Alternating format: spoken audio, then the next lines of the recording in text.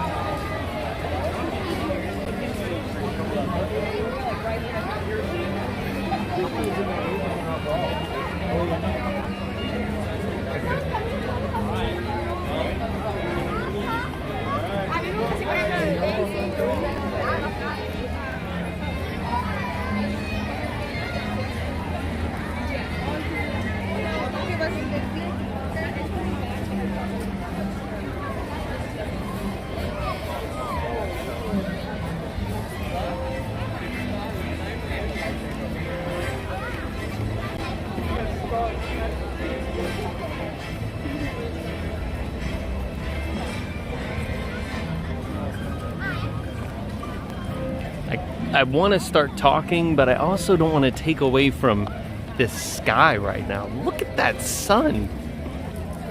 It's amazing.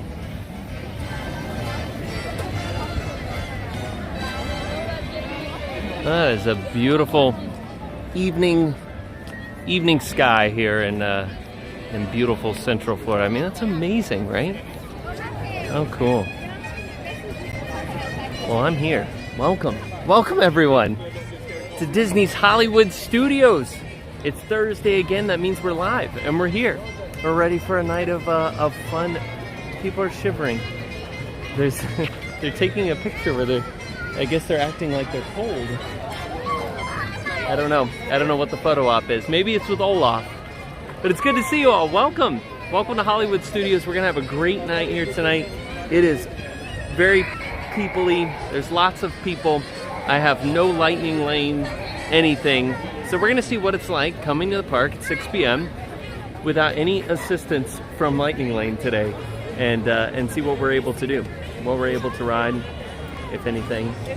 We do have food plans though, so if we go find a snack right now, I wouldn't be unhappy. And we get dinner later on at a place I've never been to in the park. So a restaurant that I have never even stepped foot in. Excited to do it tonight with all of you on stream. We're gonna go together to a restaurant I've never been to. That's later in the evening. But for right now, let's go just wander around. I wanna check out some shops. Like I said, if we come across somewhere that happens to have a snack that I haven't had, why not? We can always use a snack before dinner. But thank you all for being here. I'm so happy that you're here to join me on Thursday night, and that many of you are here every Thursday night.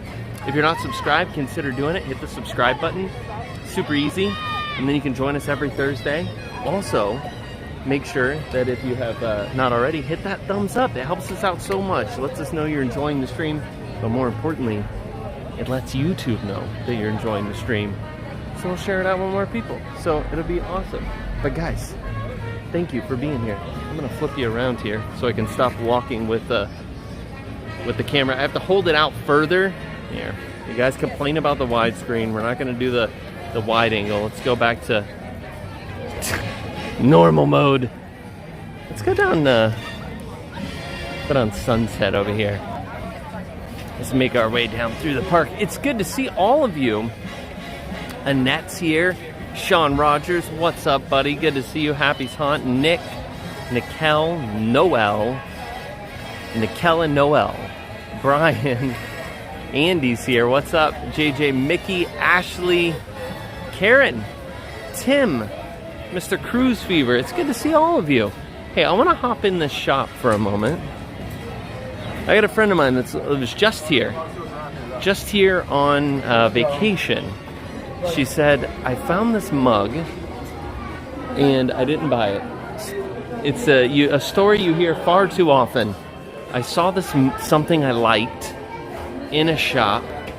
Don't know exactly what it looks like. Have an idea of it, and I should have bought it and didn't buy it. So can you find it for me? I was like, absolutely, I will find it for you. And not only will I find it for you, we'll do it live on stream. I seem to have gotten myself, you can tell I don't come in the store that often, seem to have gotten myself stuck up in this upper level here. Let's go back around. So I figured you guys can help me go hunt for this mug. So this is what I know about it. She saw it in Animal Kingdom, but it's not an Animal Kingdom specific mug. It's actually like a princess mug. So it's like princess themed. So the way it was described to me is that it might be kind of one of the generic mugs that they have in all the shops. And I went in the wrong one. I needed to go over here. So I figure if I go in here, I can check them out. She can go back and watch the stream, or I can just take pictures and she can let me know. So we'll go look for it together. And I like a good mug. Heard stores already have Christmas ornaments out. I feel like I got like a bug crawling on my head. Yes, they do. Some of them do. I have seen some of the gold Christmas ornaments, the golden statues. So that is correct. So we got some cool stuff to talk about tonight too. One of them is a very special weekend stream coming up this weekend. You know me, I don't stream on weekends. I'm at home with the families on the weekends. I never do any weekend stream. But on this Saturday, it's a special occasion. Going to be doing a stream live from Magic Kingdom, but with a very, very, very special guest. So you're going to have to hang on later. I'm going to tell you. I will tell you later on who that special guest is, but I'm really excited for it. Are there no mugs in this store either? Is it across the street? It shows you how much I go shopping in these stores. Not very much, but I believe they're across the street. So we're going across the street. But yes, thank you. Saturday morning, mark it on your calendars, 10 a.m. 10 a.m. Saturday morning, we will be live from Magic Kingdom with a very, very special guest. You're not going to want to miss it. I can 100% tell you that this is super unique. Like, it's a super unique opportunity that you've never seen before. I can very confidently say you've never seen this before, so I'm really excited. Where do they hide all the mugs in this place? Oh, there they are. They're usually always like right in your face, right? When you don't need them. You gotta heat those bugs in your hair. Oh man, don't even get me started on that. Alright, we found the mugs. We got Winnie the Pooh. There's so many good mugs. But to be princess mug, I actually like this one. Check out that one. This is a cool mug. It's big too. $19.99. Fun Times mug. It says Fun Times on the inside. Look at that. It's got the whole gang on there.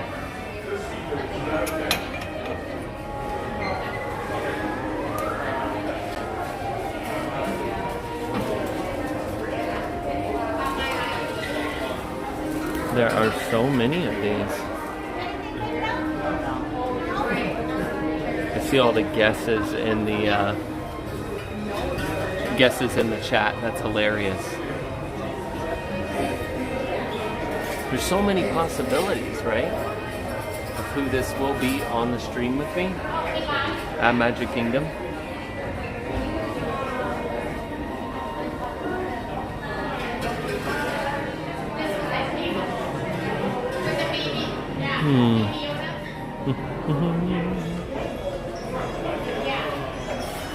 I don't see any like generic. Hi, how are you? Hi. What's your name? My name's Catherine. Catherine, it's nice to meet you. I'm Here we go, on the car on there. Oh, awesome. You want to say hi on stream? Okay, sure. Everyone say hi to Catherine. Hi. Where are you from? I'm from Pennsylvania. Pennsylvania. Yeah. Awesome. I ran into Nick this morning. Oh, and he okay. reminded me you were here. You know, when you're on vacation, you forget what day it is. You lose track of I didn't know it time. was Thursday. Yeah, you lose track of time. That's not a bad thing, though. I know. I can't believe I ran into you because. Well, it's so nice to meet you. You're such a bright light to so many people. And Thank I know you. Lots of people will agree with that. Thank you very You much bring for that. joy to everybody. So, Thank you. I really appreciate that so wonderful much. family. I love it when you have girls on. Thanks. Yeah, And my wife, too. it's been so long. We got to get them back on. Yeah. It's just Anyway. like life's busy. It So, is. But thanks for all you do. thank you very much. And, keep up the good work. Thanks. Lots of people really appreciate you. Thank you. Enjoy your vacation. Oh, I am. Thank Nice you so to meet much. you. Thanks. So I haven't seen a lot of very princess specific, except for some of these have princesses like on them, but it's not like generic like multiple princesses. So I don't know. We may not be seeing it here. We'll check other stores too. Hi, how are you? You want to be on stream? Sure. All right. How are you? I am good. How are you? What's your name? My name is Kelly, and I am from Arkansas. Kelly from Arkansas. And I don't know if you remember, but you remember when you had the leg cramp? And Yes. and I said, the pickle juice? The pickle juice, yes. I'm the That was pickle you. juice. That was me. Yes. The pickle juice helps the leg cramps, evidently. Right. Evidently. Yes, I do that quite often. I keep pickle juice in the refrigerator. Oh, that's yeah. hilarious. Yeah. So is it left over from the pickle jar from when they're gone? Uh-huh. That's Yes. funny. Yeah. Well, it's Yes. so nice to meet you. It's nice meeting you. You helped me make it through COVID. I am a very social person. Yeah. And that about killed me. And I found you on YouTube, and I watch you and Steve. all Thank the you time. so much. All the That time. means a lot to me. I Yeah. really appreciate Yeah. it. Can I get a picture? Yes, you can. Okay. Absolutely.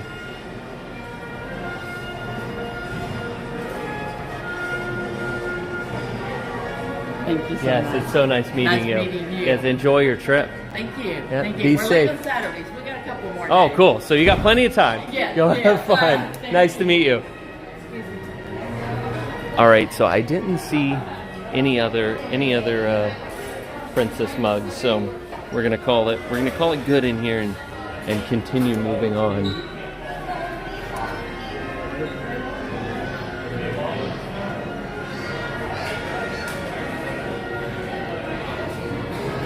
So there you go, guys. If you didn't know, I remember that stream where I was talking about I had like this bad leg cramp, and she's like, pickle juice. That's the thing. Rob Fuzz, what's up, buddy? It's good to see you. Thanks for being here. Thank you to all of you for being here. Such sweet people tonight. You know,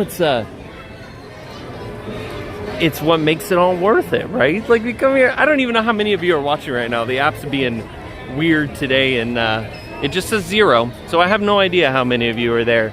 But it doesn't really matter.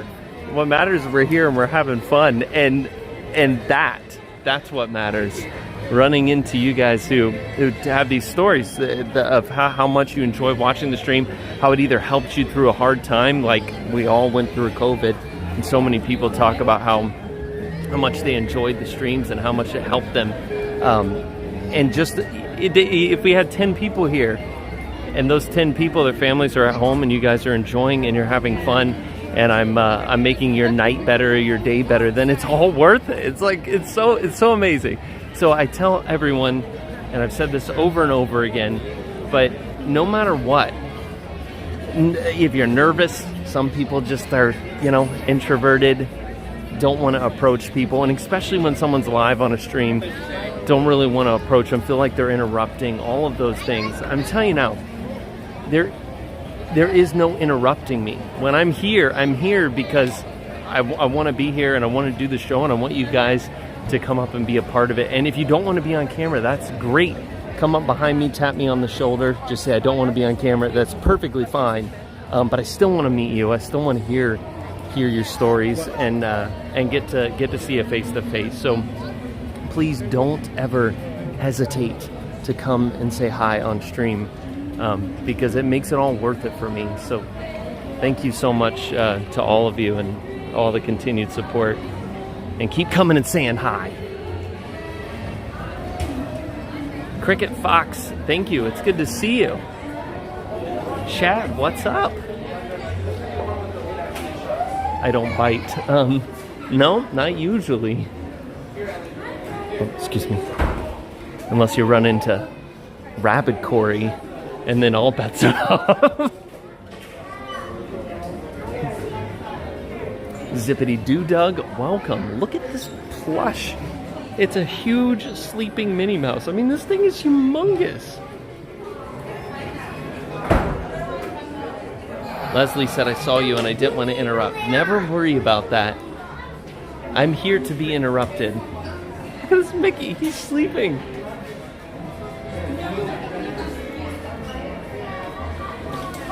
I'm too shy, Jenny says.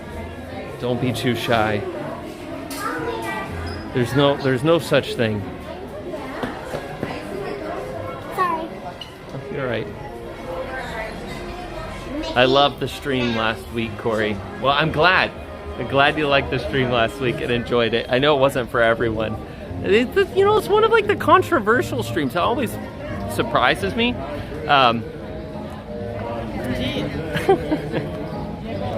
Sean, you're crazy. 4 weeks left till Thanksgiving. My favorite holiday is Thanksgiving. I love it. I love it so much. But last week, guys, we got to talk about that for a second because it was hilarious. There always is, like, it always surprises me. Some streams, I'll end the stream and I'll get like floods of private messages on and stuff. And then even when people are watching the replays, I'll get all these messages. And I did not expect that last week's stream would cause so many messages. Like, and then some weird comments too. So addressing that, first off, if you were grossed out by Steve and I trying the worms, I'm sorry. I'm sorry that it grossed you out. But you knew what you were getting into when we were heading that way. So it was gonna happen. And you knew that Steve was not looking forward to it. So there you go. You knew what was coming. But I'm sorry if it wasn't your cup of tea. We had a lot of fun. Here's the other thing. And I want to stress this. I can't stress this enough. When we do a stream like that, like what Steve and I did last week, we discussed that ahead of time. We knew we were going to Disney Springs. I invited Steve to come along. We had the idea. He and I oftentimes will come up with just crazy ideas of, oh, let's go to Epcot and get you to try oysters or something. Like, because I know he doesn't like them and it's going to be fun and we know it'll be entertaining for you guys to watch. So last week was the same thing. He's the one who told me about this ice cream. And I'm like, we're going to go do the ice cream. And he's like, all right, I'm going to do it. It's going to be hard, but I'm going to do it. And when we start the stream and you hear us, bickering back and forth about how he doesn't want to eat much of it, and I'm telling him he's going to eat a bunch of it and all of that, it's all part of the, hey, how are you? Hey, what's up? I'm doing good. How are you? What's your name? Andrew. Andrew, you want to say hi? Yeah. Guys, everyone say hi to Andrew. What's up, guys? How's it going? Where are you from? Another day in paradise. Oh, you're from Kissimmee? Yep. So you're local? That's awesome. How long you been here? I've lived in Orlando my whole life. Oh, that's cool. Very cool. But I also do YouTube. Oh, do you? Drew on Wheels. Oh, very cool. Drew on Wheels. Do you do Disney stuff? Yeah. Awesome. Very cool. Well, it's really nice meeting you. What gimbal is that? This is the, no, it's the Zhiyun Crane M. They don't make it anymore, unfortunately, but it's really nice. I was thinking of getting the Smooth 4. Yeah, it's nice. It's really nice. How many subscribers do you have? 45,000? How long have you been doing YouTube? Few years. Nice. Is that all? Is that what you do for a living? No, it's just a hobby. What do you do for a living? I do technology stuff. Everyone says hi, Drew on Wheels. Hello. Well, it's nice meeting you. Nice meeting you too. Have a great day. Yes, hopefully I'll see you again sometime. Likewise.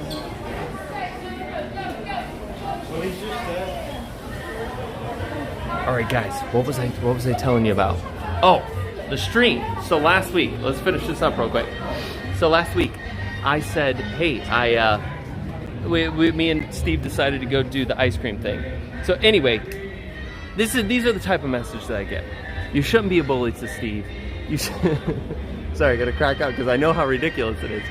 You shouldn't be forcing Steve to eat stuff that Steve doesn't want to eat, and blah blah blah. And you should be ashamed of yourself. And I don't want to like burst, like wreck it for anyone, but we planned to do this. Like, we knew what we were getting into, and you guys got to know that when we're walking around Disney Springs and I'm poking Steve and, you know, messing with him and trying to get him to like psych him up for this thing where he's so scared of it. That's on purpose, and he knows I'm doing it on purpose. And a lot of his reactions back to me are over the top and on purpose too. We're doing it for the stream. We're just having fun. It's a skit. Like I've told people, it's a skit that we've planned, but our reactions to what we're doing is 100% true. So when Steve and I were trying the ice cream, it's 100% true. And our reactions are 100% real. But let's get this straight. I can't force Steve to do anything he doesn't want to do, and I never ask him to do or try to get him to do anything on stream that we haven't already previously planned and agreed to. So I just want to make sure that that's understood by everyone. I think the majority of everyone completely understands that, but there's some people who, I don't know if they just haven't watched this a lot or really have gotten the wrong idea and think that that I just like pull him around the parks and force him to do things like a bully. He's much bigger than me. I don't do that, and I never would do that. So I hope you guys understand and enjoy it. And we're gonna continue to do fun stuff because I think it's fun, and I know that there's a lot of you guys that like those type of shenanigans. So anyway, there you go. I've said it. I think many of you already understood, but hopefully that might clear some things up for some people. Look at this sun. This sun continuing to look beautiful behind these clouds tonight. Zippity Doodad, what's up, buddy? It's good to see you. Thanks for hopping in the stream.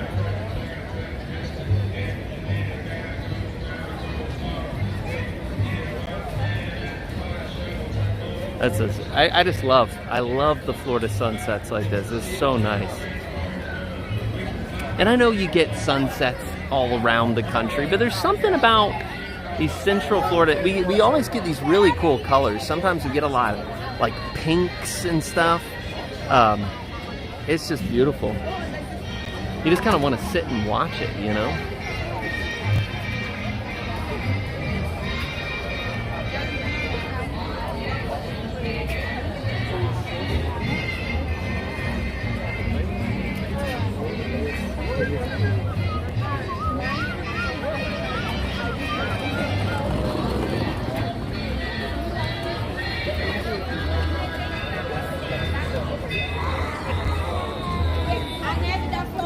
It's already got the Christmas decorations going up. If you guys didn't notice, like I just now realized that these stars were up. Like it's already happening. They get ahead of it here at Hollywood because it's like, what is it? Tuesday? Is it Tuesday that like it's coming up here very shortly? Look, are these snope machines? Could these be snope machines?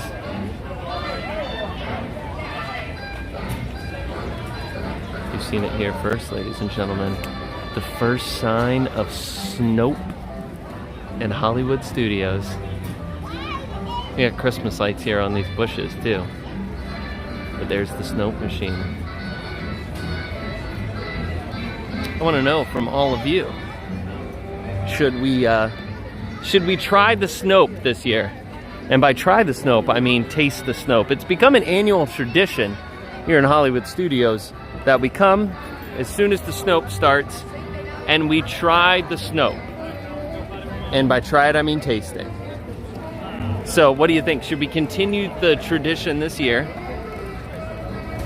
of eating a little snope to start the holiday season. I think we should, right?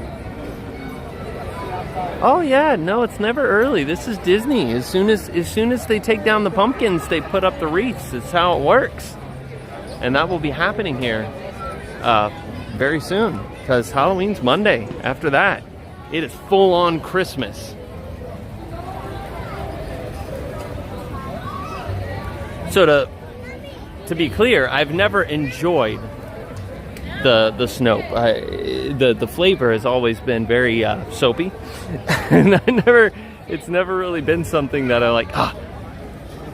I enjoy that. Let me get seconds. But I feel like it is our duty to try it every year. It's a tradition. It's a Christmas tradition here in Walt Disney World. I hope you're enjoying.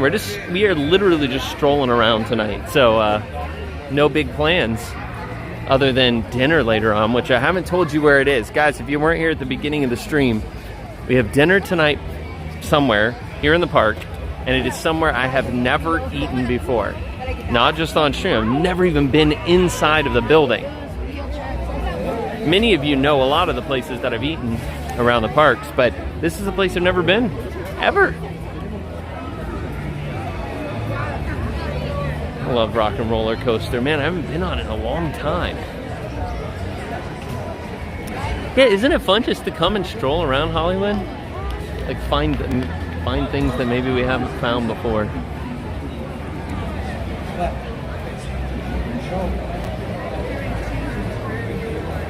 I see some, 50s prime time. Noah, how long have you been watching these streams? You know we eat at 50s prime time before. This is a place we've never eaten at before on stream. I never eaten at before, period. Am I riding Rock and Roller Coaster? I wish we could just jump in that ride and bring you guys, but we can't. We can't bring it on, bring the stream. So the drive-in Chuck is a good guess, because that is officially somewhere I've never eaten at too. But that is not the answer. It's not the correct answer. It is a answer. You can hear the people on tower. I've said too many times that this is like, how can the sun be setting over here and setting over here at the same time? It's another thing that we get here in Florida. The sun is behind this building, but because of the way it shines on these clouds, it looks like the sun's over here too. Isn't that crazy? You get like the crazy like double sunset thing going on, which is really, really, really interesting. But look at this shot of the tower. I've always said, ever since they opened this area back up back here, that this, if you want to get a shot of the Tower of Terror, like this is the best place to view the Tower of Terrors from back here. That's very cool. Oh man. Lightning McQueen. Oh, I see you guys have guessed. There's been multiple guesses in the stream that have guessed it, so I'll go ahead and tell you. It's Mama Melrose. Never even been in the building before.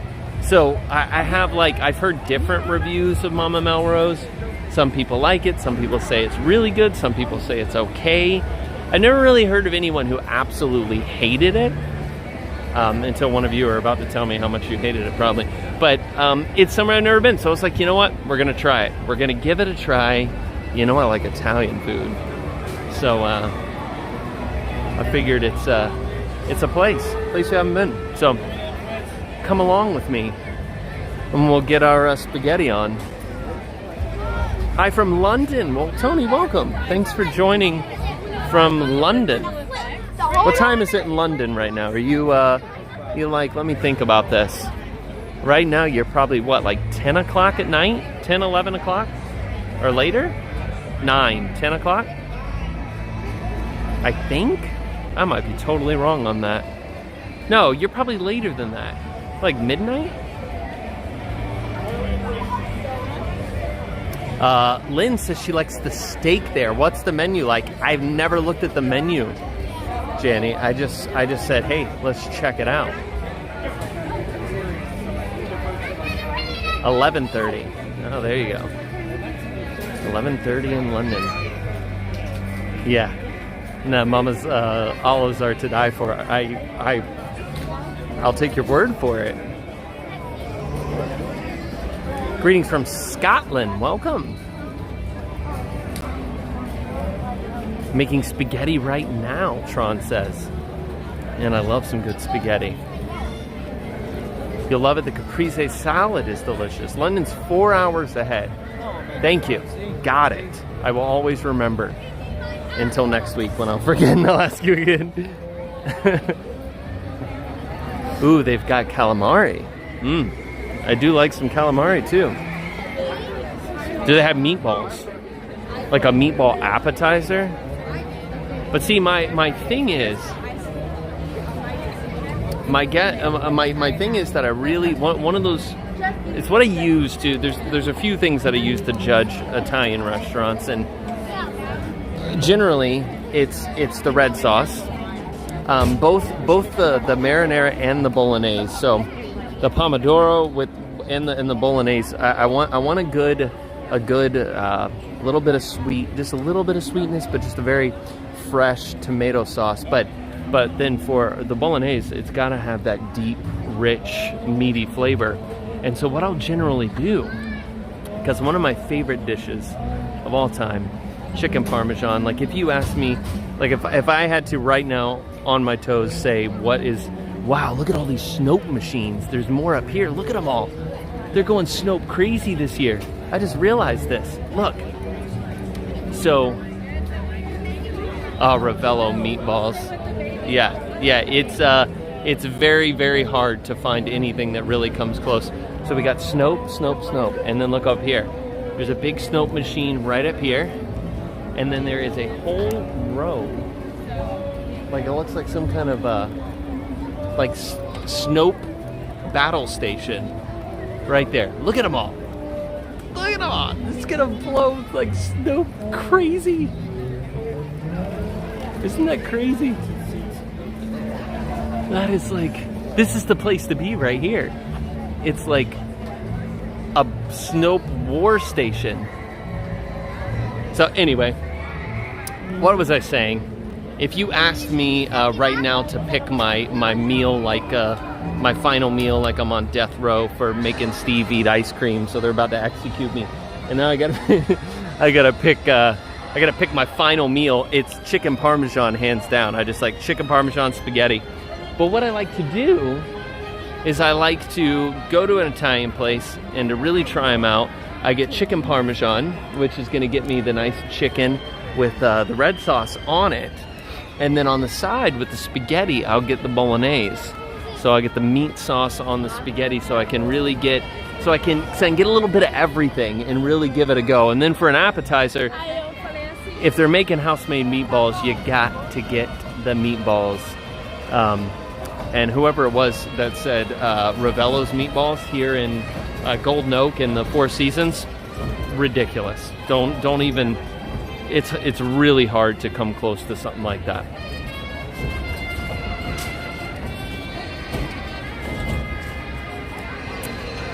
Yes, Steve and I actually went to a place in Chicago and had some Italian, and the meatballs there they were Ravello-like.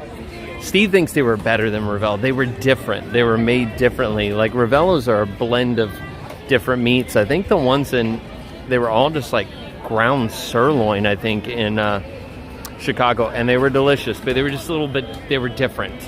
So it's hard for me to say they were better, but they were on that level, that same level.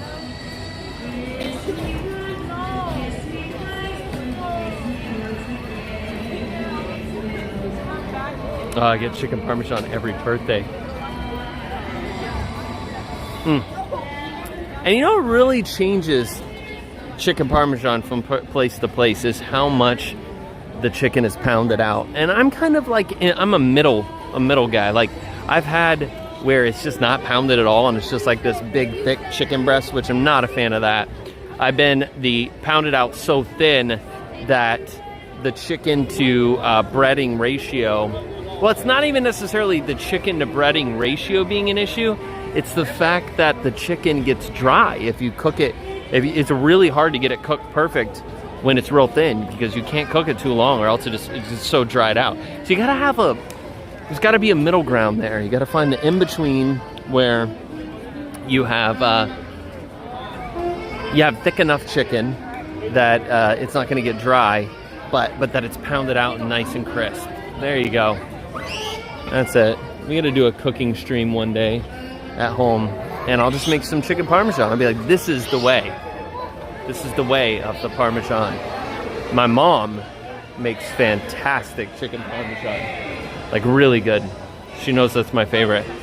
So whenever she's making it, she goes, hey, I'm making chicken parmesan. But she doesn't make it enough. Mom, if you're listening, we need more chicken parmesan.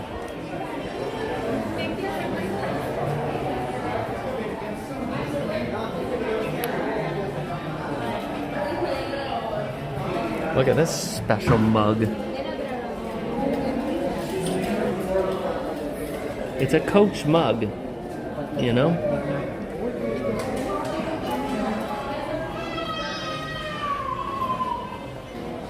Chicken Parm challenge with Donna.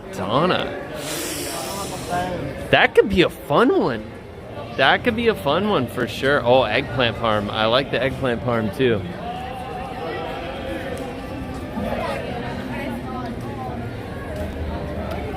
What happened here? Did they change? They updated the billboard here. Guys, how many of you remember how often I've shown this billboard? And in the past it was like really like ripped apart and old because it was like the original billboard from the Hollywood Tower Hotel. And if you remember, it used to look really like torn apart. And does it switch or something, or is that the old one behind it? It almost looks like the old one is behind it. I see like that. You see that like screen hanging behind it? I don't know, it's hard to tell, but this is definitely a new sign.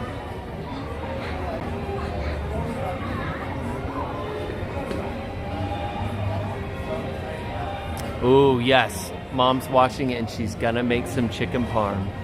Excellent. I'm ready for it. Look at that though.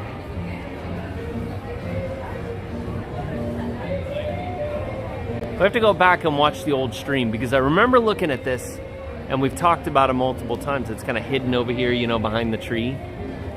But it's all like refurbished now. It looks like a brand new billboard. It might switch. It's in panels, but it doesn't look like it it's not three-dimensional enough where they like twist or anything. And out of all the times that I've looked at this, it's never been this. So I think that it is new. What do you guys think? Help me out. They could replace this thing and no one would ever know because no one looks over here like I do behind this tree. But it looks new to me.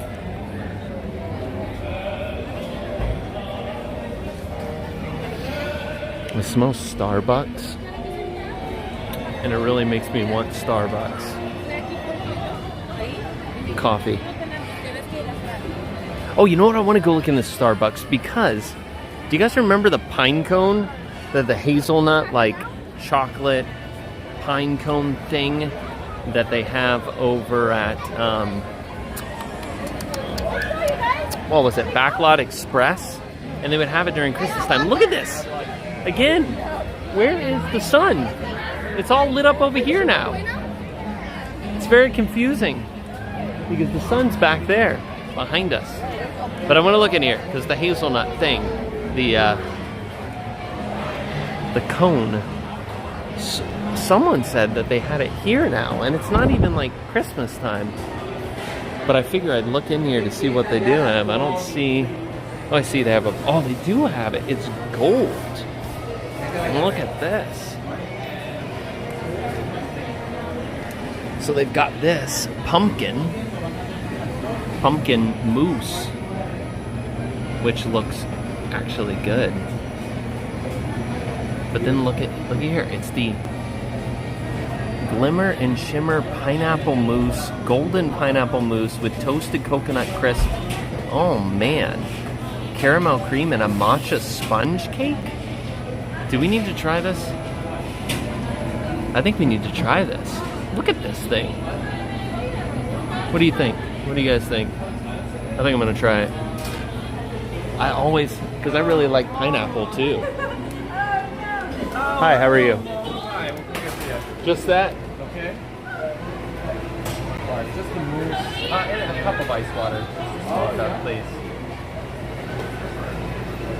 It's just going to be a 585. And can we get a name for this so that we can call it out? Cory? Is it Cory? Yeah, C-O-R-Y.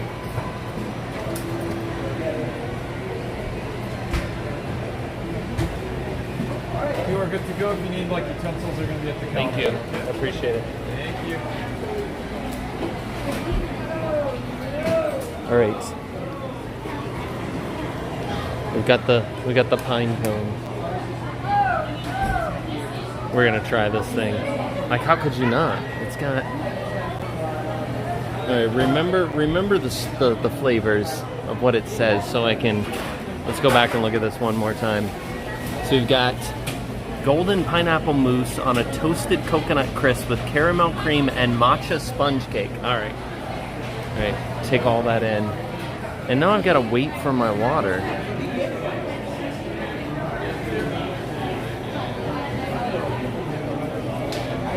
Like I ordered coffee. Hey Cory, what is your girls being for Halloween?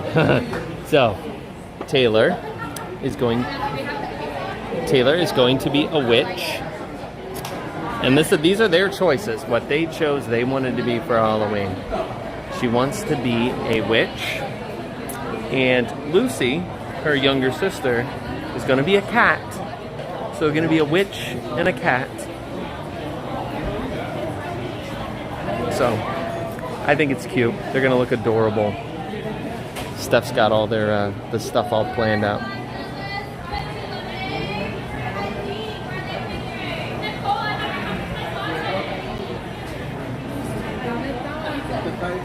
This is a long wait for water, right? If we just leave, like I don't even have enough hands to carry all this stuff, but we're gonna figure it out. This guy's locked out.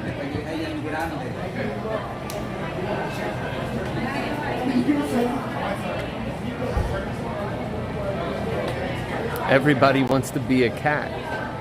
Ross, yes. That's a true statement. No.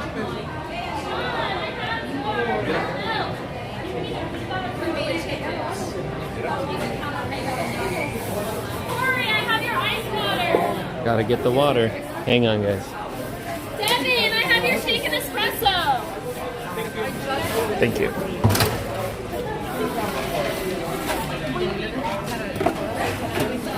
Alright, I got the pine cone. I've got the water. And I have now acquired a fork and a napkin.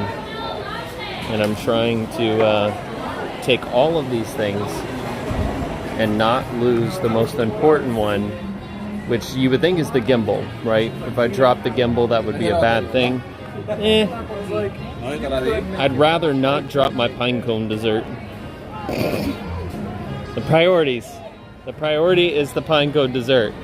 Do not lose the pine cone dessert. As long as the bottom doesn't fall out of it, we should be all right.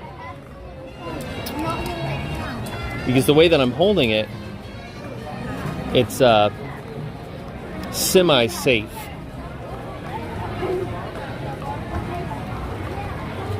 Protect the pineapple at all costs. Phone, you know, $1,000 phone, that's all right. Yeah, that can be replaced. All right, we have successfully made it. And I'm excited to see what this is all about here. Like, it sounded interesting. It's definitely not the hazelnut cone they usually have at Christmas time. But it looks quite tasty. All right, let's see if I can... Is there any way for me to get this thing out of here? It's weird when they put it in these boxes because you really want to take it out of the box to get a good look at it. There you go. So you really want to get it out of this box and not eat it in the box because, you know, you want to see what it looks like outside, but it's not easy to pull apart the box.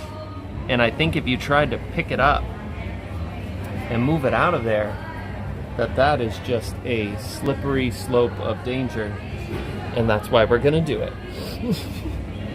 All right, there we go. Hang in there, Cory. Don't smash the pine cone's head. Oh, is it stuck?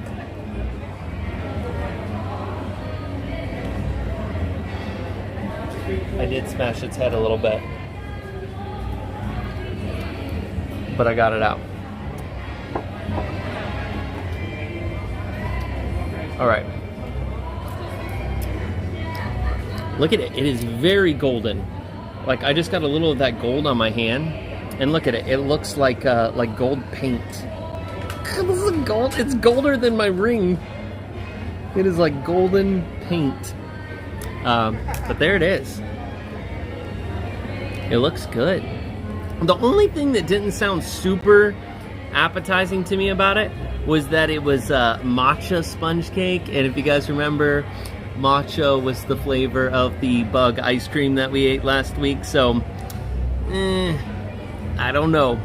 I don't know about that. But we're going to give it a try anyway. And it's got this, this crispy thing on the bottom. Okay, here we go. Let me... I guarantee it'll look like that character from Austin Powers that eats gold. It's gonna be all over my face. Alright, let's get down in here. What does the inside of this look like? So there's cake right in the middle of it. It's gonna be gold everywhere.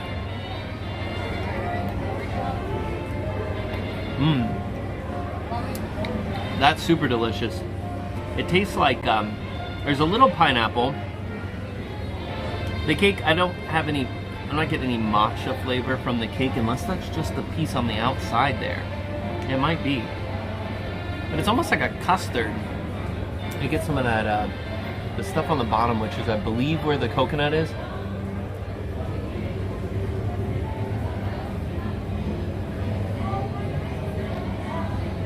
Really nice texture.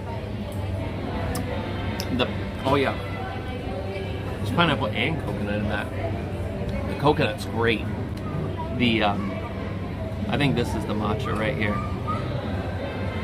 Right on the top, there was this little bit of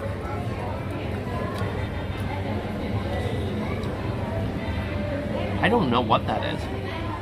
I don't even know what the flavor of this is. Let's see. It's like a... Oh my goodness. They should just cover the whole thing in that.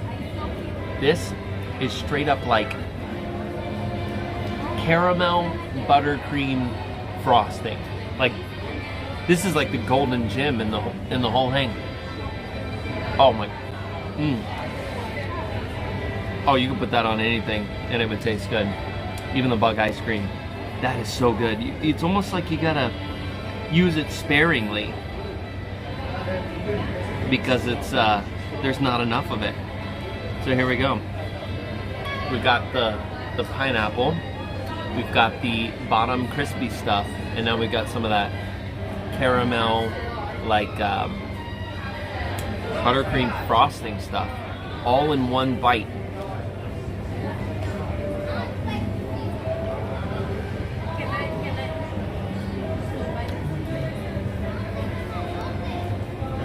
Delicious. This is a great dessert.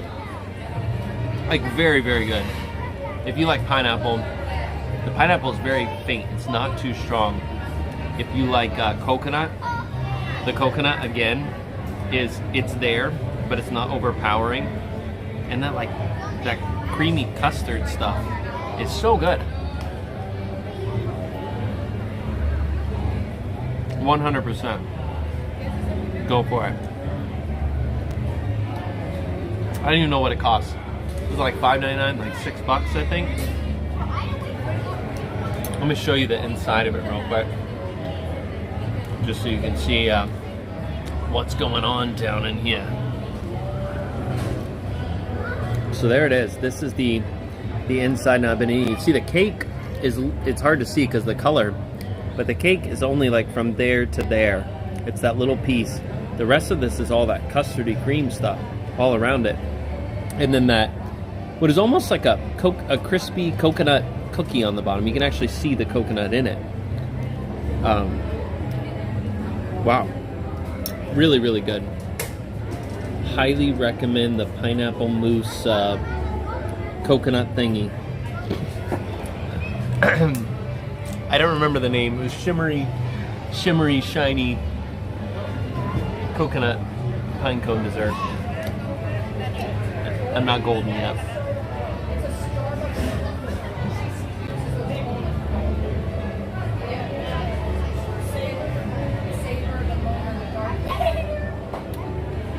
Very, very good. So let me know in the chat, would you guys eat this? I know there's some people who are anti-pineapple, and then there's also people who are super anti-coconut. So, is this something that you would want to give a try or not?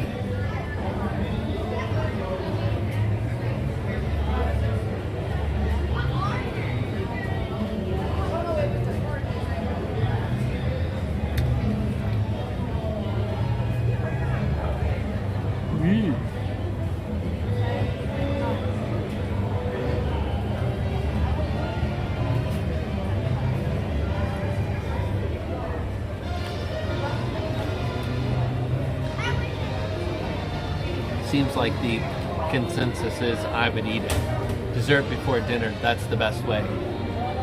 You know, there's something to that, for sure. How are you? Hi. It has been so long since I've seen you. It's probably been a very long time. Yeah. Do you What's remember me? No, I don't remember your name. Oh, I'm sure you don't remember me.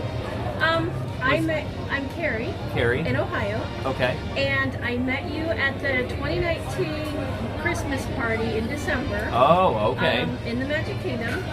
And we shared a stale cookie. That's true. That's true. I remember now. It's so nice to see you again. Yeah. You want to say hi on stream? I guess I could say a quick hello. Where are we? There Hi. you go. This is Carrie, and that's Jamie. Hello. How's it going, We Jamie? came down from Ohio. You having a good So, trip? Yes, absolutely. We've been down here since last Saturday. and Oh, we're very staying- cool. We're staying through next Monday. Oh, cool. We ditched the kids. They're in Ohio. Nice. Taking a kidless trip. Yeah. We just wanted to stop by and say hi. It's so nice to see you guys. I really enjoy your stream. We Thank watch it you. all the time. Thank you so much. I appreciate that. Tell the kids I said hi. Are they watching? No, they don't care. Oh, there you go. They're actually bored of Disney. They've been here too often. You They get- spoiled them. Yeah, we did. See, It's that not happens. special to them anymore. So Sad day. we just come by ourselves and we enjoy it. That's awesome. Yeah. Well, I like your shirt, ducktail shirt. Awesome. I like DuckTales. The good stuff. The old stuff's the good stuff, I think. Oh, for sure. The original DuckTales is better. Yeah, absolutely it We're going to is. have people upset. Oh yeah, we're gonna. New debate. All that matters. He's right though, and that's all that matters. Is he's right. We did the Christmas party a few nights ago. No, the Halloween one? party a few nights ago. I was about to say you got a And- really like sneak preview Yeah, of the exactly. Christmas party. And he dressed up like Scrooge, and a lot of the cast members were giving him extra candy. That's awesome. And on the parade, a lot of people in the parade were responding. It's like no one dresses as Scrooge. No.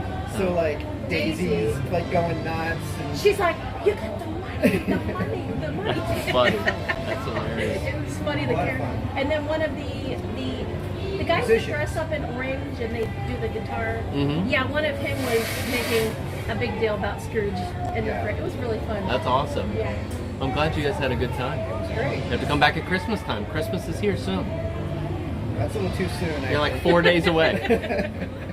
We'll just stick around. We try to alternate, like Christmas this year. Yeah. And one each year. So next year will be Christmas. Awesome. Yep. Well, it's good Okay. seeing you guys. Sorry, we monopolized a lot of your No, time. you got it. What did you just Anytime. eat? We haven't been watching. It's this shimmering, shining coconut Oh. thing. It's pineapple and coconut. It looks like a pine cone. Okay. It's delicious. Was it over there? Right here in Trolley Car, Oh, Starbucks. Okay, I saw it. I was. There was only one left. Oh, okay. You grabbed No, it. no, there's one left after this one. Oh, so I can go snatch it. Yes, go snatch it. It was good though. It was very good. Okay. I remembered seeing it, but I wasn't sure. Yeah, it's very tasty. Okay. Great. All right. Well, it's good to see you. So nice Have a meeting you great again. night. Okay. Yes, have a good one. All right. Next time I see you in a year or two, I'll be like, I'm the person you shared the scale with. Yes, and I'll still be eating something probably when you Yeah, go back. exactly. All right. Thank See you. Have a good one. Take care.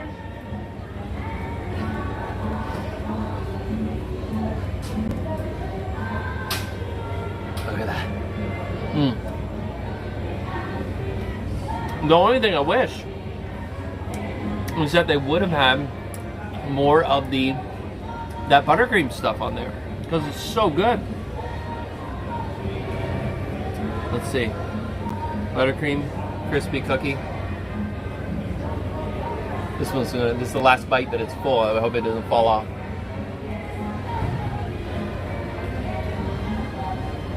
Patty, welcome from Ontario. Good to see you.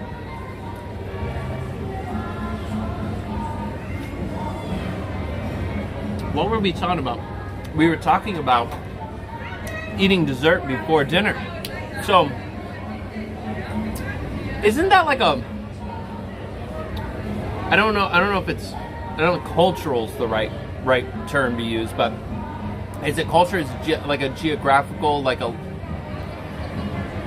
What? Help me out, guys. Cory's not good with words. I guess there could be a cultural thing, but isn't there parts of the UK where that's like a thing? Or am I wrong? Or is it Italy? Or what? Where is it that it's custom to eat dessert before dinner? Is that a thing? I thought that was a thing, but I don't know where that's a thing. So help me out. You guys are from all over the place. Are you still going to be hungry for chicken parm? Have you seen me eat? Courtney, have you seen what happens? Like I never stop. Like that ended years. So you can even ask Mom in here. Like even when I was younger, there was never a thing of, oh, you're going to spoil your dinner. Like I didn't even know what that means. Like spoil your dinner. I'm going to eat no matter what. Eat what you want first. But I thought that there was a thing like somewhere where it was just like it was normalized to eat dessert before dinner, but I might be wrong. It's a thing at Disney. Well, at Disney, it's like I said, you just eat all the time.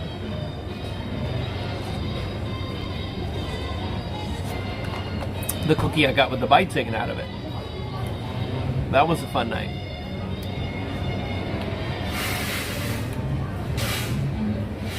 Am I in a dome?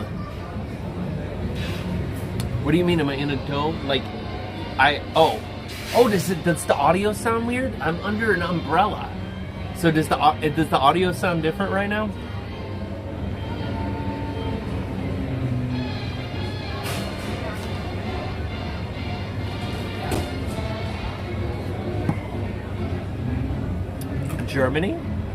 Germany we dessert first. Apparently that's true in Germany. If it's a fruit tart or something like that. Okay.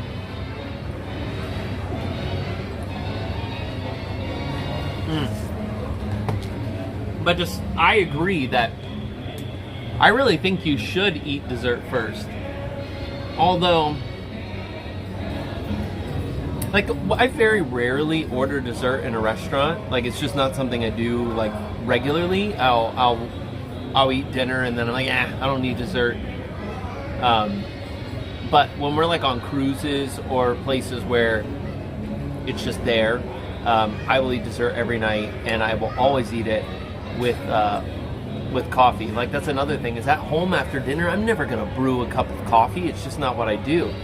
But if I'm like out at a nice restaurant, we just got some dessert, of course I want an espresso, some coffee. And if I did that every night though, I would be in so much trouble.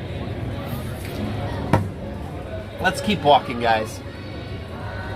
And I want to show you the moon real quick. I don't know how good of a shot we're gonna get, but let's take a look here. Oh, the cloud is just gonna start covering it up. But if you look way out here, you can see a little sliver of the moon right above that cloud right there. And it looks really cool. On camera, it's hard to catch it. But it's like this, one of those really like skinny slivers of a moon. All right, give me a second. Get my bag.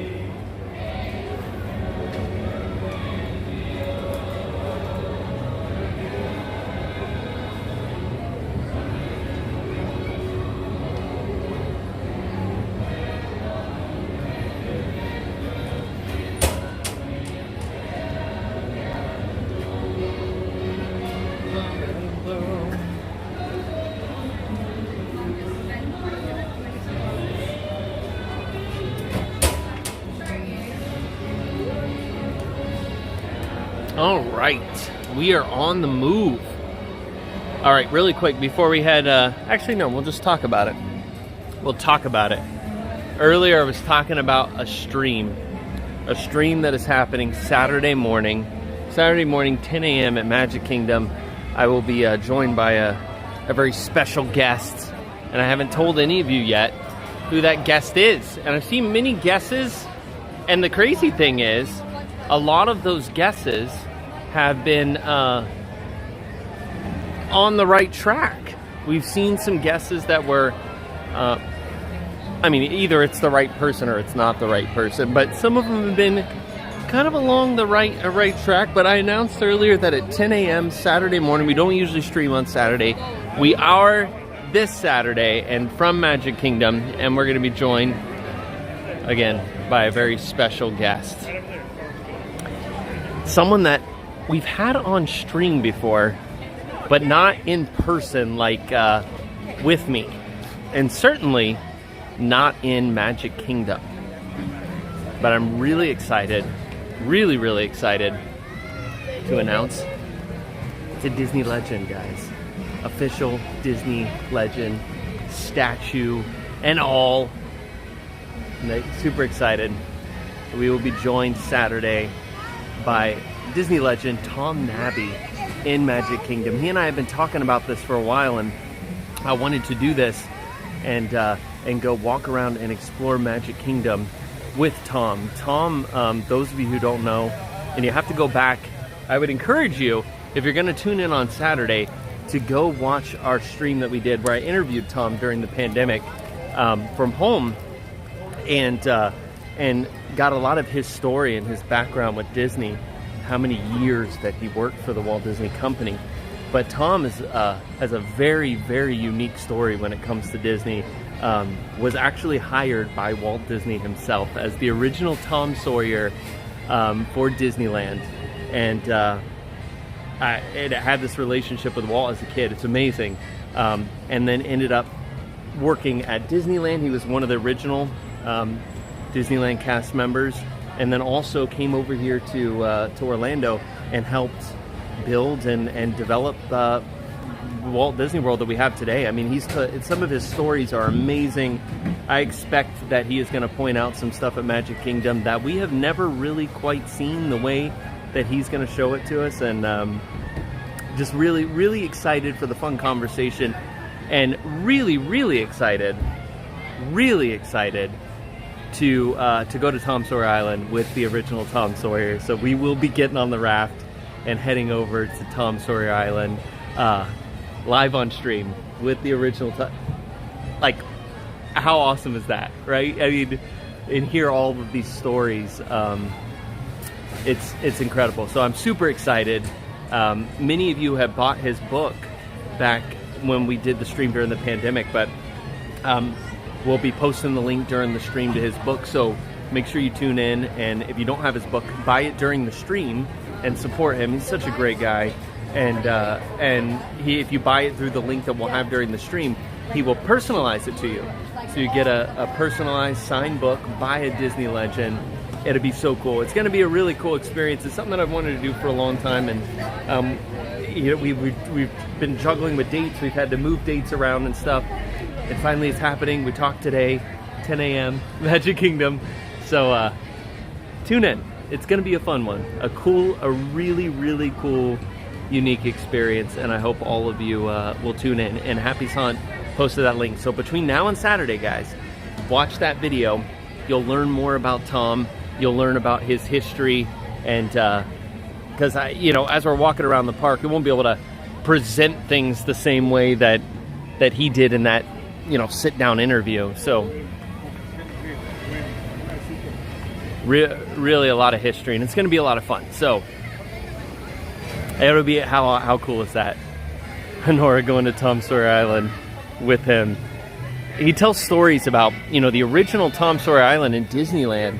When he worked out there, he would actually, you could fish on Tom Sawyer Island. So he'd give you a pole and bait, and you would fish, and then he would clean the fish at Tom Sawyer Island for you to then take home.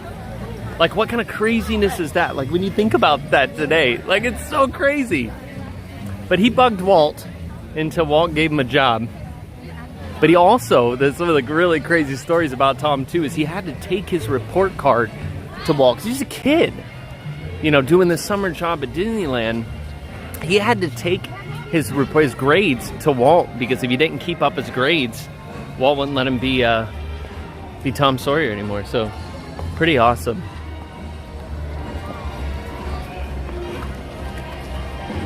Yes, and that is correct. Tom does have a window on Main Street here in Walt Disney World, so we'll be able to see his window on stream and talk about that experience of becoming legend, and also getting your window on Main Street. It's very, very cool.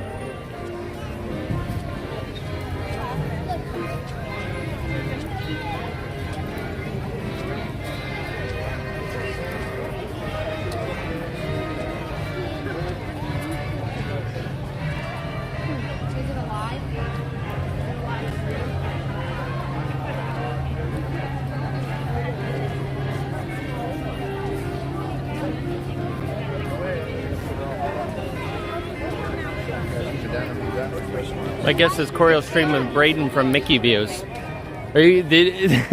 So if you back up about 5 minutes, you can hear exactly who's going to be with me. It's not Braden.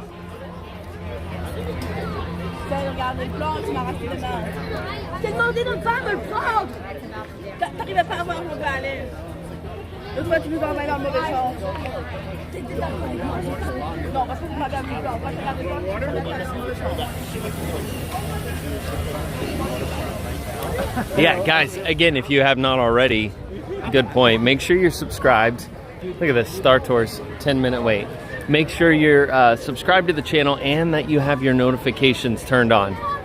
That way Saturday morning, when you're just sitting there having your coffee, you don't forget, and you'll be pleasantly surprised when, ding, Cory's live, walking around Magic Kingdom. Go check it out. So make sure that you have those notifications turned on, so you don't miss anything.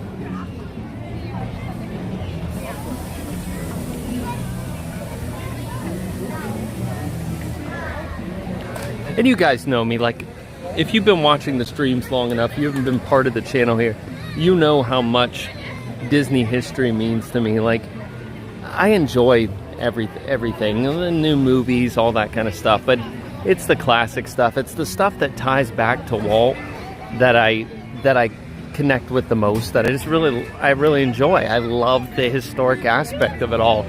And there's not many people, unfortunately, not many people that you can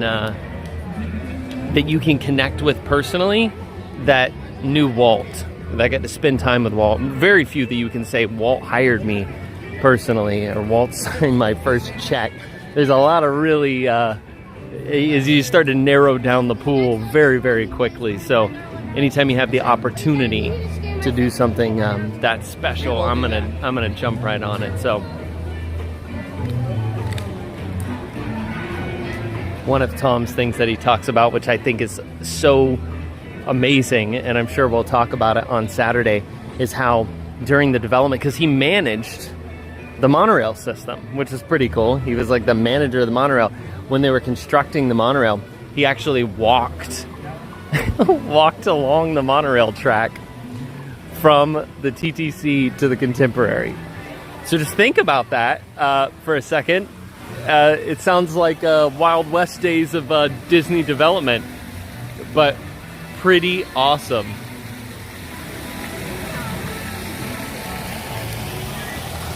Like, I want to do that. I'd be scared to death to do that.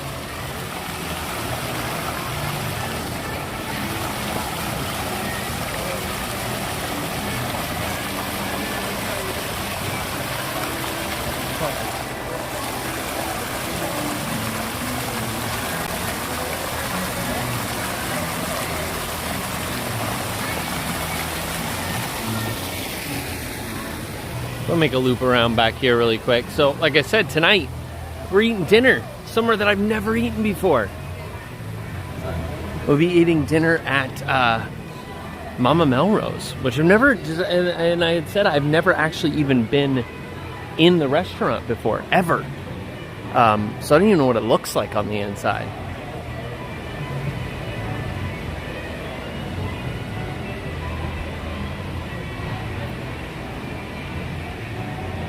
And it's like one of those ones that's like hidden back here. If someone has never been here before to the park and you're like, oh yeah, there's a restaurant back there. You're like, what? Where is there a restaurant? Hello from Munich, Germany. Well, hello Dominic. Good to see you. Thanks for being here.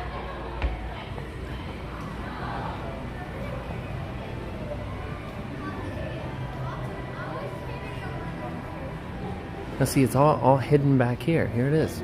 Mama Melrose.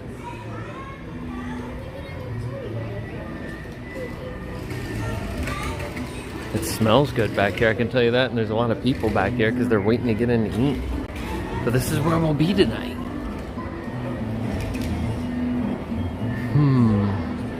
There are house-made Italian meatball with ricotta, some Caesar salad, some calamari, some steak. Oh, some Italian pasta, spaghetti and meatballs. Oven-baked chicken parmesan. Grilled bone-in pork chop sounds good too. Man.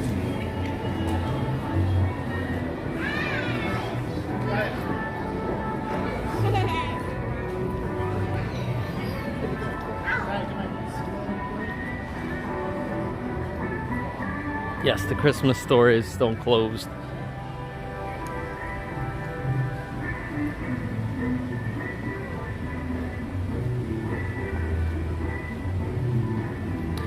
Yeah, well, watch tonight and you'll see. Before you put it on your list, I can give you a review and tell you exactly what I think of it.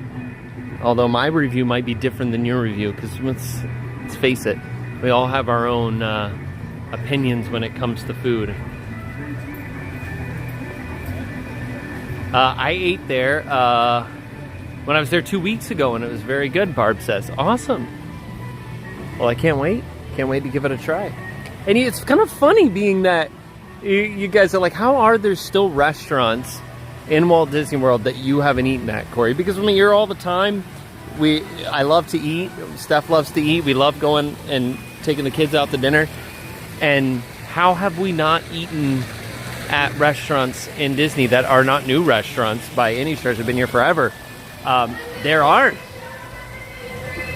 There's multiple. So it's here, Mama Melrose, and even in the same park, right across the street over here, Sci-Fi. I've been in Sci-Fi. I've never eaten food from there. Never. It's kind of interesting. Cory, we riding any rides tonight? I have no clue. I don't know. I'm enjoying just wandering around tonight. Just we're enjoying time just hanging out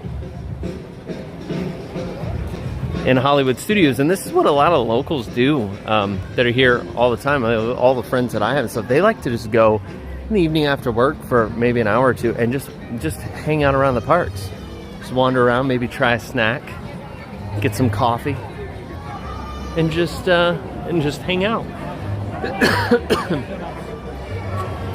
Oh, I saw that someone was asking about tickets for Magical Night of Hope. So, if you guys are not familiar, you haven't heard me talking about it, we are doing Magical Night of Hope, 2nd annual this year, live from Give Kids the World Village.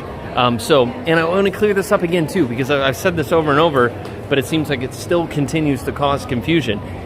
On December 6th, the show will be live streamed, so you can watch it from anywhere. If you're sitting at home, anywhere, you can watch and donate and be part of our fundraiser for Give Kids the World for 2nd Annual Magic Night of Hope.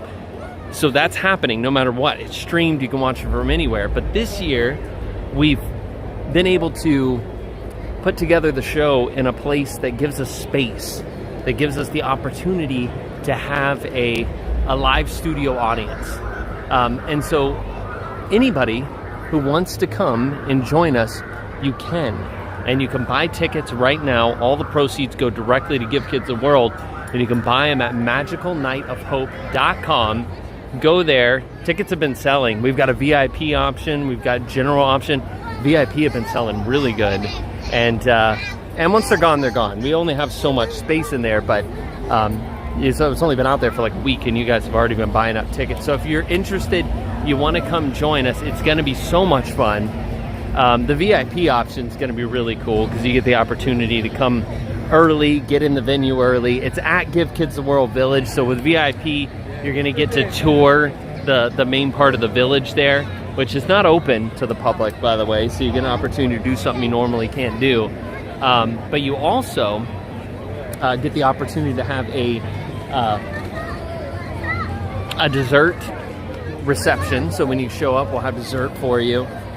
You do a meet and greet with all of us before the show. So come in and we'll do photos with everyone as a group. So you can meet Nate. Nate will be there, and Josh, Resort TV 1. Bob, Yeehaw Bob will be there. Neil is back on trumpet. We've got so many people are going to be there. Everyone that was there last year. So all of our friends are going to be there helping out. Donna will be there. Kid Nikki and Richie. Everyone will be there. And you'll be able to come and meet us all before the show and take pictures and just and hang out. You kind of see, the cool thing is, the thing I'm most excited for is that you guys are going to be able to see the full-on behind the scenes of the stream. So if you're there and you're in person, that you're going to be coming in person, you're going to see everything that happens on behind the scenes. Again, I've kind of said it's like being at... It's like going to, you know, a live television show. Like I've been on Jimmy Fallon and to Conan O'Brien's show and David Letterman back years ago. It's kind of like that. You're going to see behind the cameras, see everything that goes into making the production like that happen, which I think is a really unique and cool opportunity. So hopefully it's not behind the scenes. Steve, yes, they are going to see behind the scenes. You're going to see Steve pushing all the buttons and doing the stuff. It's gonna be awesome. Steve doesn't want to. I told Steve I want to place him because Steve's our producer. So Steve has a very important job. He's got to push all the buttons, keep all the stuff moving along. And I've told Steve that he wants to be kind of like off the side of the stage, like hidden behind a curtain somewhere. And I have insisted that he be out in the open where everyone can see him, because I think that's part of it. It would be cool to be able to see the man behind the curtain pushing all the buttons and see all the screens and all the controls that go into making something like that happen. So, Steve, you're not hiding behind a curtain. We're going to make sure that you are visible for all the people to see. And we may even put a spotlight on you, Steve. I think I'm going to. I'm going to put a spotlight right on you. Am I being a bully now, though? Maybe we won't, Steve. We won't put a spotlight on you. We'll put a nice, soft, glowing light on you.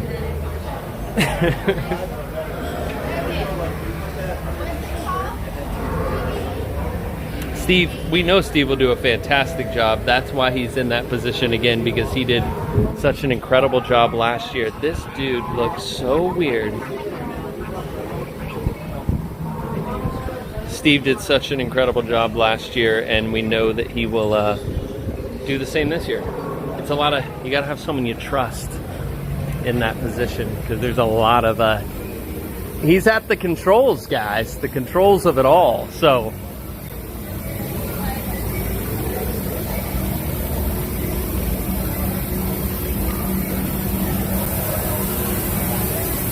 JL, that's funny.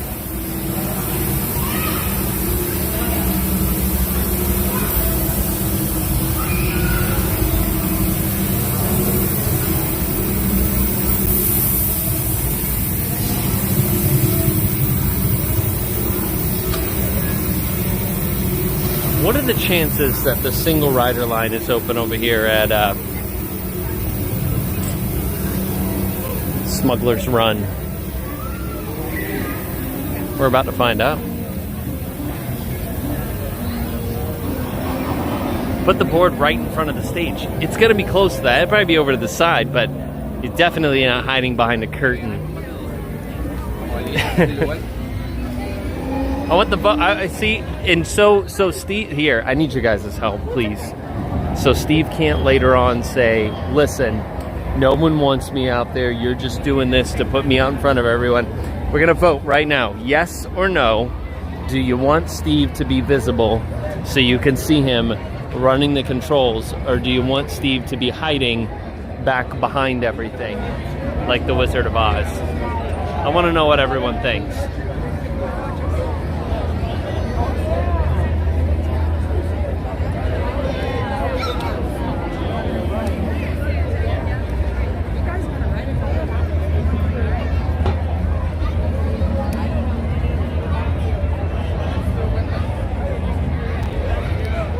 Yes, visible. I want him out in front. Yes, yes, yes, yes. All of the yeses. Yes to Steve with a Christmas hat. A little Santa hat. Yes. I love it. Yes, visible Steve.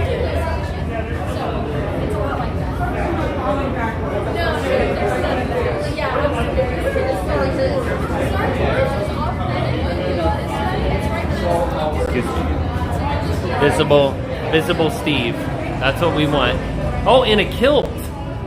Now that's pushing it. Only if he wears a tie. We will all have to dress. This is a fancy shindig. Steve is wearing a bow tie. Actually, I would love to see Steve and Nick wear the blue and orange Dumb and Dumber suits. That's what we need. We need matching suits.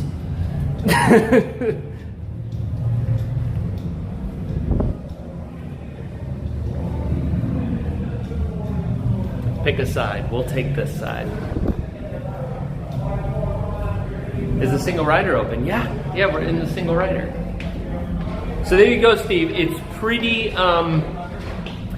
it's getting pretty overwhelmingly on the side of you wearing, or you being out in front of everybody. So, well, this was a long wait. Six, the perfect number. Come on. We need 2 pilots in the front. Excellent, perfect. Then 2 cutters.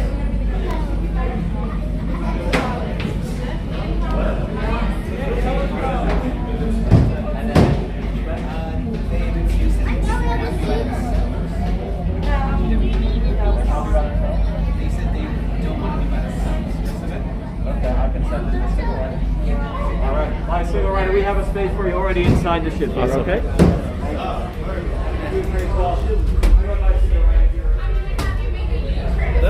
Right here, to the left. Okay. Thank you.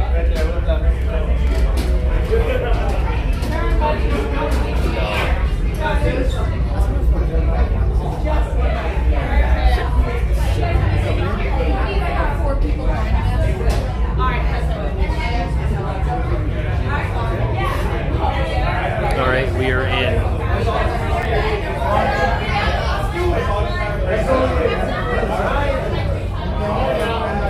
Steve's professional and he'll do great. Honora, I have no no doubt that Steve will be a fantastic producer once again.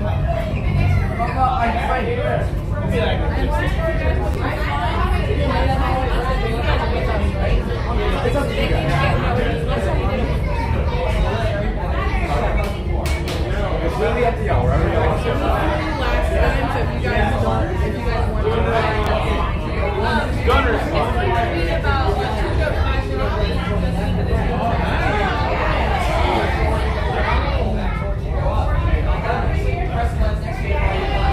You guys can fly.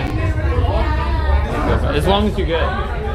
Hey, we'll find out. Have you never done it? I've never ride before. I don't think I've flown before. I've done. I think it's the first time I ever went on this. People say that I yell at people, but I really don't. I just kind of encourage loudly. So we're streaming on YouTube. We have over 1,000 people watching. Oh, really? So they'll get to watch you. That's a lot of pressure, though. It's a lot of pressure. The comments are Yeah. What are you doing? I promise I won't yell, but I might encourage. Yeah. You guys want to be on stream? Just go ahead. You want to be on stream? All right. These are our pilots, guys. Okay. So where are you from? We're from here, local. Oh, you are local. Okay, I'm local as well. Nice. UCF area. Oh, in the UCF area. So over Alafaya and stuff. So we're streaming the parks every Thursday for a few hours, starting at 6 o'clock every Thursday. And this is the running joke with this particular ride is that I yell at people, but I don't. I really don't. We'll find out. But we'll find out. Afterwards, you let me know. I'll keep notes. You let me know if you think it was helpful or if it was not helpful. That sounds good. Where are you from, though? Local here. Just right in the... Yeah. Yeah,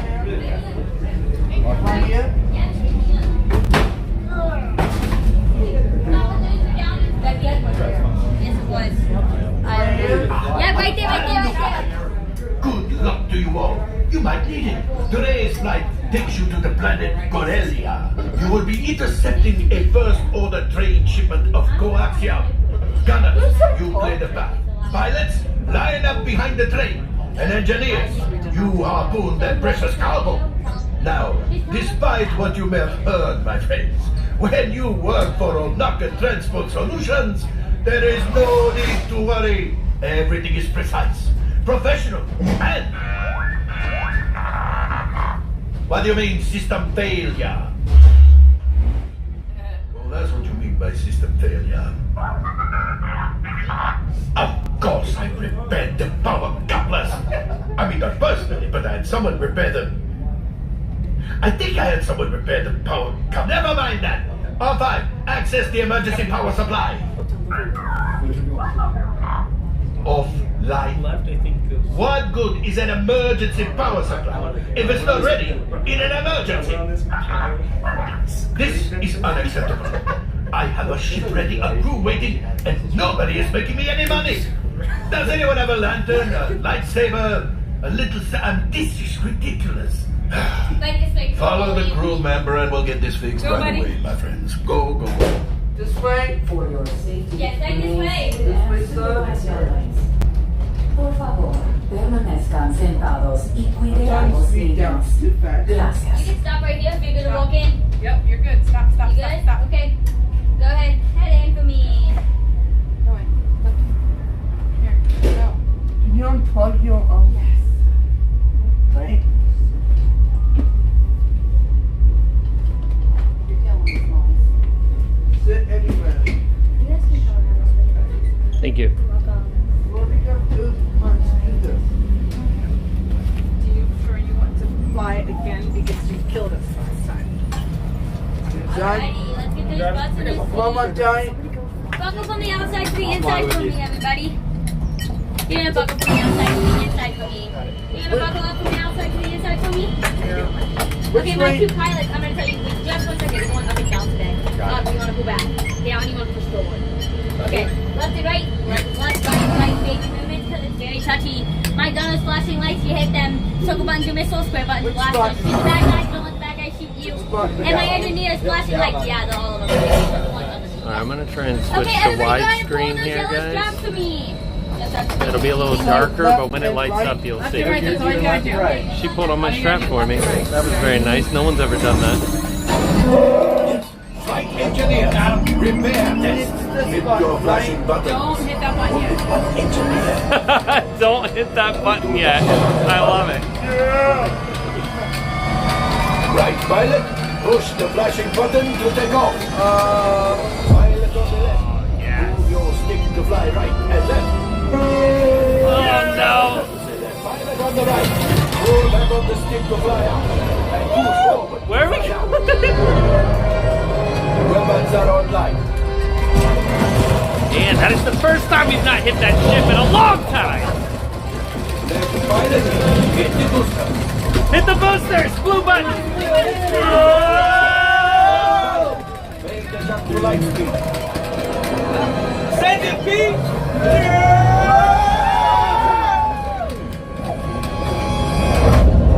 Here we go, bud.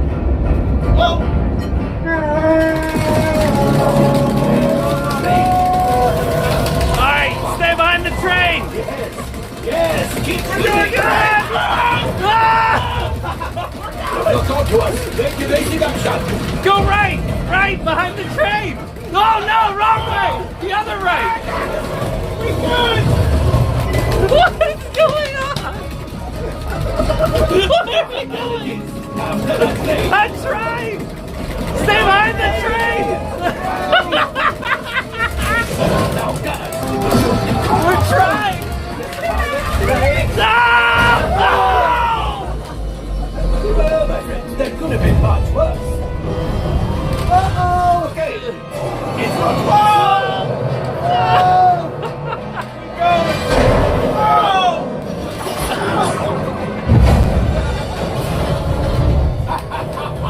Yes! You got one! Excellent, my friends. The power of the ship. Well, I have the coaxium.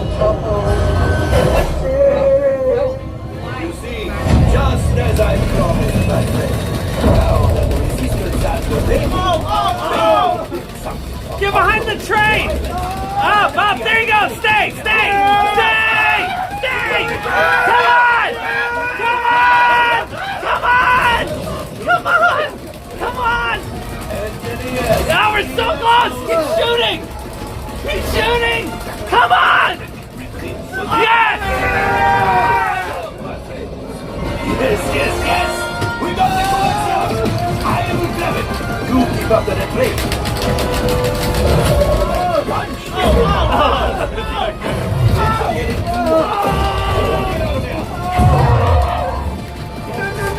Distraction! Fire the missiles at this rate! Let's go!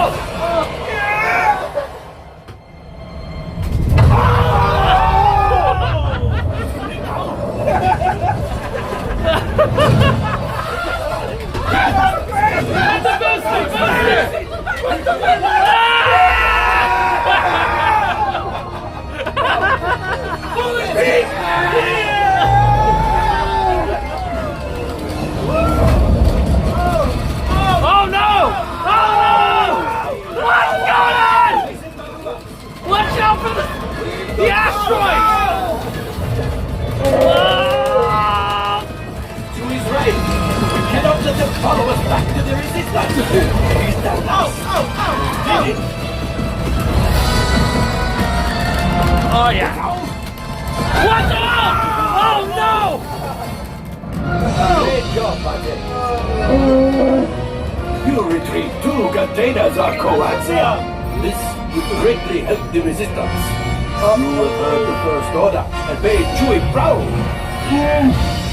Now, after my modest profit, your cut, minus what you owe me for damaging the Falcon, is, hey, not bad. My screen's broken. Oh, there it goes. Oh, we were horrible. You might no signal. Time for you to go.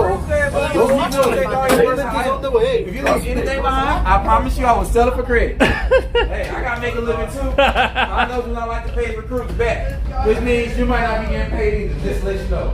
Right this way, recruit, got to wait for it. Thank you. I took them off for another recruit. Lost him that day. Right this way. Thank you. You're welcome. Do the rest of your night about you too. You guys did fantastic. Thank you. Thank you. Engineering like crazy over here. It was crazy. You were hitting the button like slamming, and they weren't even doing anything. I'm just sitting there. He was hitting the harpoon button like it was a gun button. He's like, that's how you reel it in. He stayed by the train. Right this way. Thank you. and this guy did a fantastic Great job. man. Good job. Good job. All right, you gonna press the first button, first floor button for me. This? Yep. Yes, sir. All right, so next time. Thank you. It was a good time. Enjoyed it. It was very boring the first time. Glad we could make it something. There wasn't nearly as much excitement. Have you had a good day? Mm-hmm. That's what's up. Star Tours, then hotel. Nope, Rise, then Star Tours. Ride's a good ride right there. Yeah, I love Ride's my Rise. favorite ride. 9. It's an awesome ride. Okay, go that way. Oh, okay. You got it. Nope, other way. Oh. There you go. And straight. And here we go. Thank you guys so much. You guys have a good night. I saw him laughing the whole time. This way. Go that way. Stuff your head under it, yeah. I saw him laughing the whole time. You saw him laughing the whole time. Give it an hour and 15.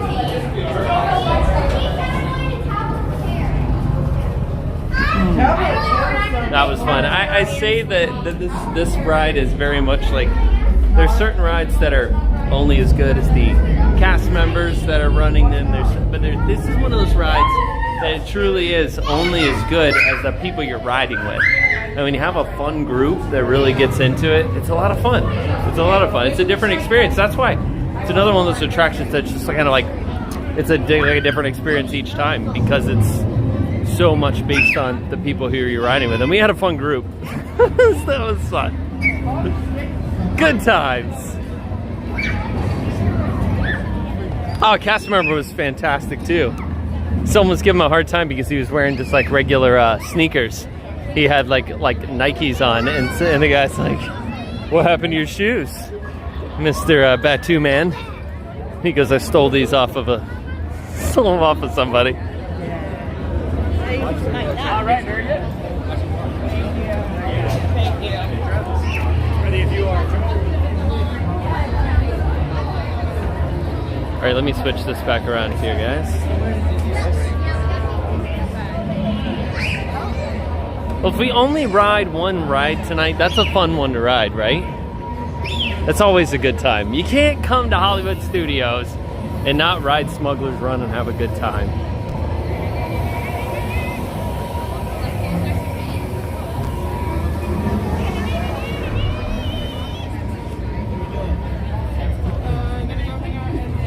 The funny thing was, going into that, you're like, Cory's gonna be loud, he's gonna yell the whole time. But really, I was not the loudest one on our ship tonight because the guys that were around me were much louder than me, especially the guy behind me, and I'm not kidding. He was the engineer, but he kept hitting his button like it was a gun. Like the whole time he was back there, pop, pop, pop, pop, pop, and he's not doing anything. But it was hilarious that he was just gonna keep doing it. He's like, I don't care. I'm gonna keep pushing the button because it's gonna help something.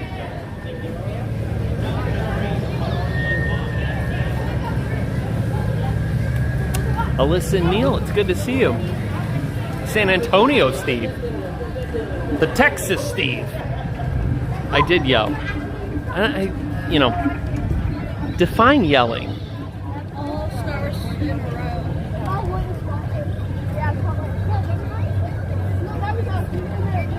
Janny, you couldn't hear anyone being louder, but that's because, the phone was really close to my face. So even talking, it's going to sound louder than everyone else, right? Because it's so close to my face. San Antonio Steve, the phone was close to my face.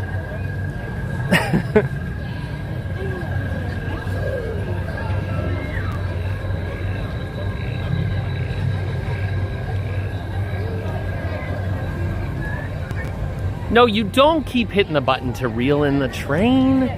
No, no, that's fine after you hit the harpoon. But like as soon as we took off and the guns went engaged, before we ever even got to the point where you shoot the harpoon, he was hitting the button over and over and over again, which was hilarious.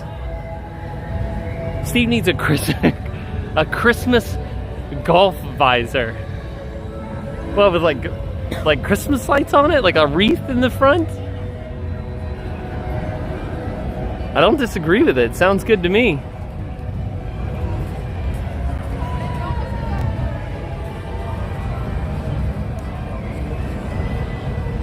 Yeah, sorry, no, Steve. He was hitting it the whole entire ride. Yeah, that's what made it funny.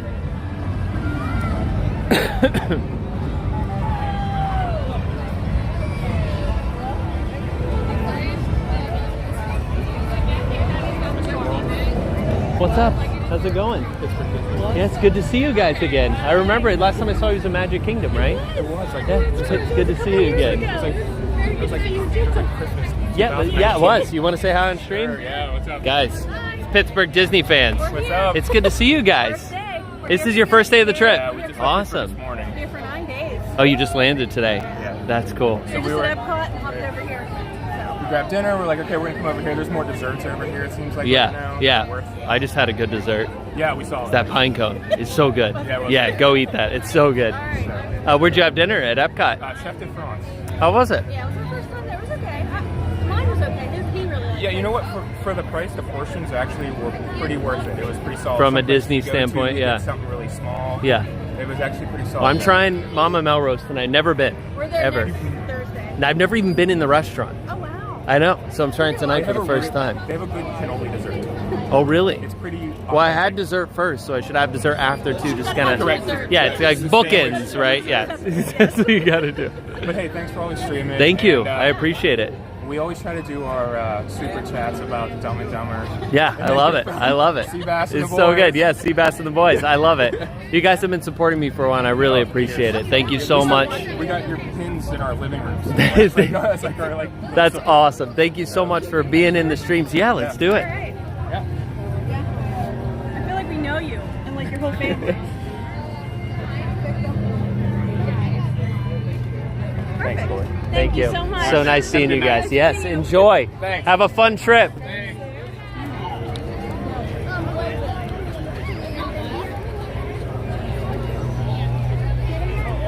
I like, or I'm from Pittsburgh too. There's so many people from Pennsylvania that watch the streams. I find it very interesting how many people tune in. There's got to be something about that, right? There's got to be something about, like the, I don't know, like the makeup of the state of Pennsylvania, of the people who are there, that like a lot of them are Disney fans. I don't know. I'm not good with words, but there's got to be something. There's got to be some study out there that tells us the states that have the most Disney fans. And based on my official streaming studies, I have determined that Pennsylvania is a hotspot for Disney fans. I spent years of dedication to my studies, and Pittsburgh and New Jersey seem to hold the most Disney fans. I'm just saying.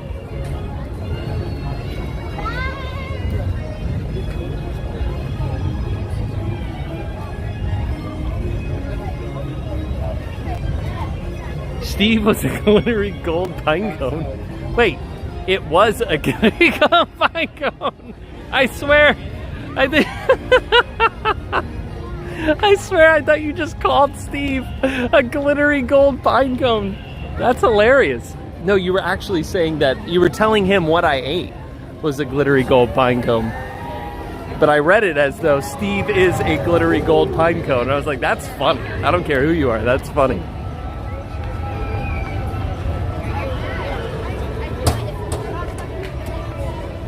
Everybody else is going fine.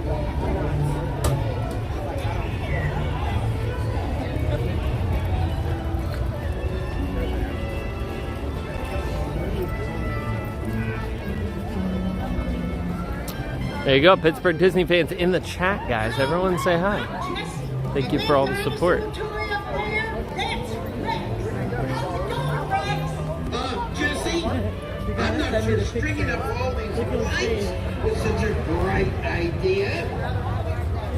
Cracker Jacks, I'm glad you had a good trip, and I'm glad that now that you're home, you're able to tune in and help to mend the Disney blues, I guess. Hey, howdy, hey! My name is Woody.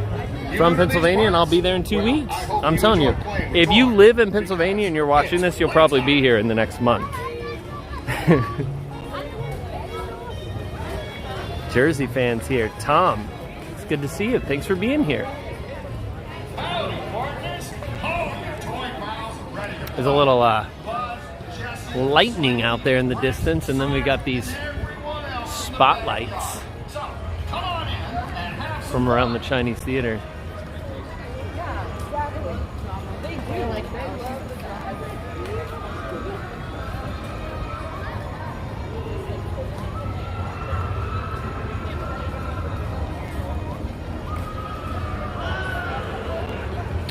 When is Woody's Roundup opening? We're talking about the barbecue spot. I haven't heard anything about that.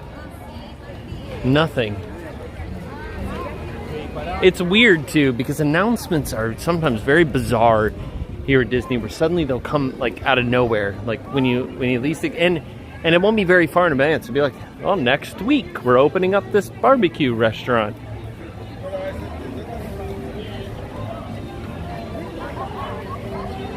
That's right, Stephen K. I did not make anyone eat bugs. I don't do that. Come on.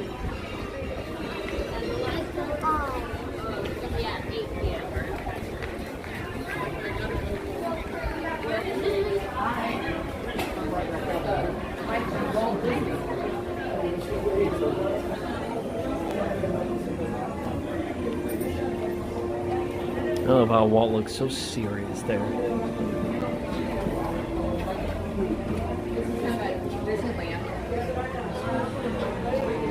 It's so cool that Walt used to carry around that Mickey everywhere. There was a period of time, I forget how long it was, that he didn't like go anywhere without Mickey.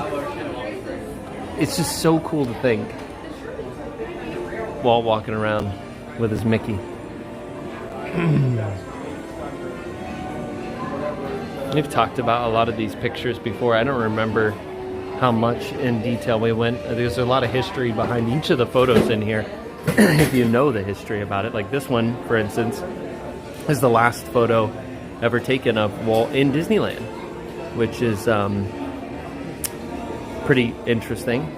Also very interesting to note that he's sitting on the fire engine from Disneyland, which was designed by Mr. Bob Gurr, legendary Imagineer.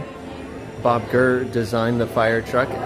It is the only attraction in Disneyland that Walt, original attraction in Disneyland, that Walt had nothing to do with. He wasn't part of the original concepting or anything. Bob Gurr went to Walt and said, hey, Main Street needs a fire engine. Walt said, okay. And the next morning, Bob had a budget on his desk to build a fire engine for Disneyland, and he did. And then after he finished it, they're like, how are we going to get the fire engine to Disneyland? And Walt said, Bob's going to drive it. So Bob Gurr drove that to Disneyland on the freeway. It's just crazy. It's an awesome history.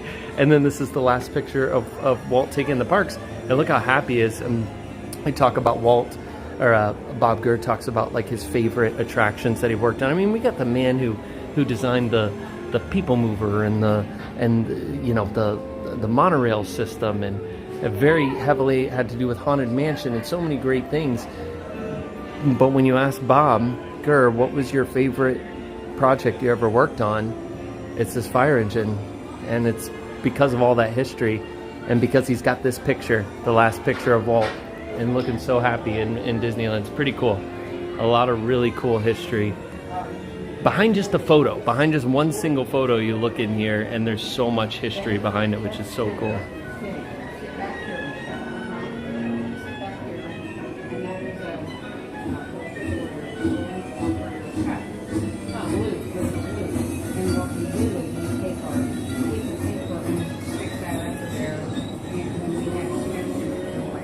I encourage everyone who has not taken the time to just come in here and take your time through this whole exhibit. It's so cool.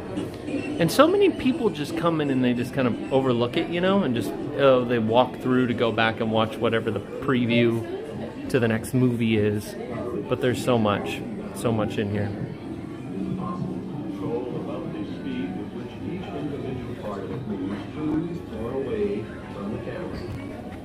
Here now is our same moonlight scene, the way the multi-plane camera sees it.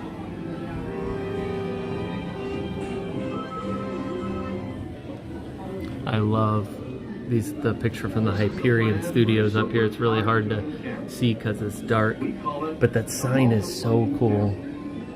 Imagine back in that time driving past the studios and seeing that sign, the Silly Symphony sign. That would have been so cool. Different elements in the scene were separated according to their varying distances from the viewer.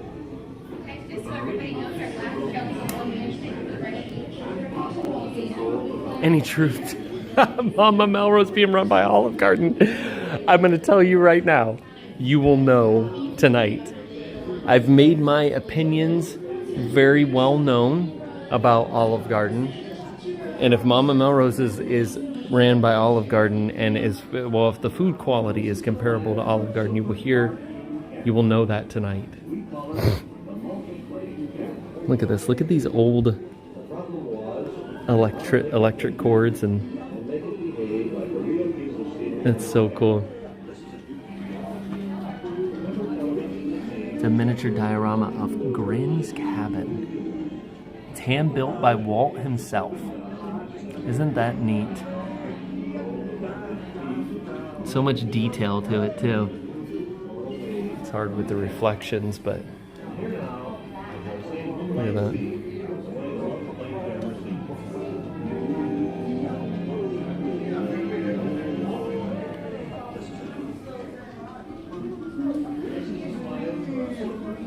I need to go to, I know Matthew, I need to get out to San Francisco and go to the Family Museum. I've been to Marceline and been to the Hometown Museum, which has an amazing amount of history in there. It's very cool. But I want to go to the Family Museum. And the last time I was in San Francisco was a very long time ago. I just got to get out there again because I love the city. But I want to go see I want to see the Family Museum. Look, there's no one back here. It's empty. It's like having the whole place to yourself.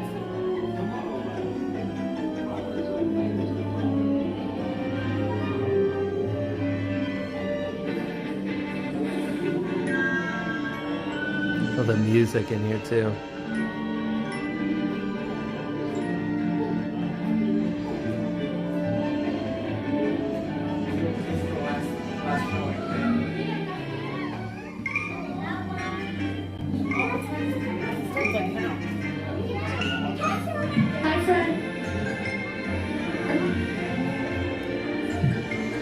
Our theater doors for our last showing of One Man's Dream have opened. If you're interested in seeing the I wish show, I could please show make you your way that, to the guys. theater at I this wish I could go in time. there and stream Once that again, so our last showing bad. of One Man's But if you Dream have will start in never just a came moment and now. watched Doors One are Man's closing. Dream, you have to come watch One Man's Dream.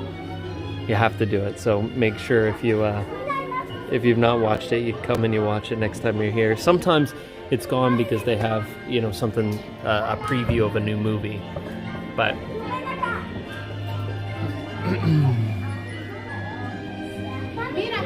so who knows the legendary Imagineer that designed this? I don't want to show you. Does it say his name on here? The Tower of the Four Winds. How does it not tell us who designed Tower of the Four Winds? Because it was both the Tower of the Four Winds and the facade of It's a Small World that was designed. Well, the facade of Small World, it was a partnership. Mary Blair helped with it, but the Imagineer who designed this amazing tower, which I wish I could have seen in person, like the full-size tower, but that and the whole facade that is so very famous of Small World. We know Mary Blair was a part of it, helped design, but who was the lead Imagineer that No, thank you. I'm very interested, but I'm streaming and I'm not allowed to bring it in there, so thank you.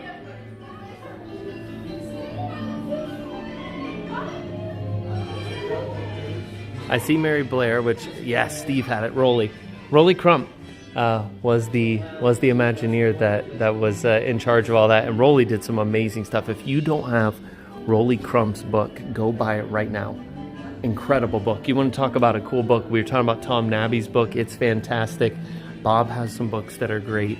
Bob Gurr, that is. But Rolly Crump's book is so cool. And if you're really into art, because he did like the original tiki sculptures for Tiki Room, he also did the designed and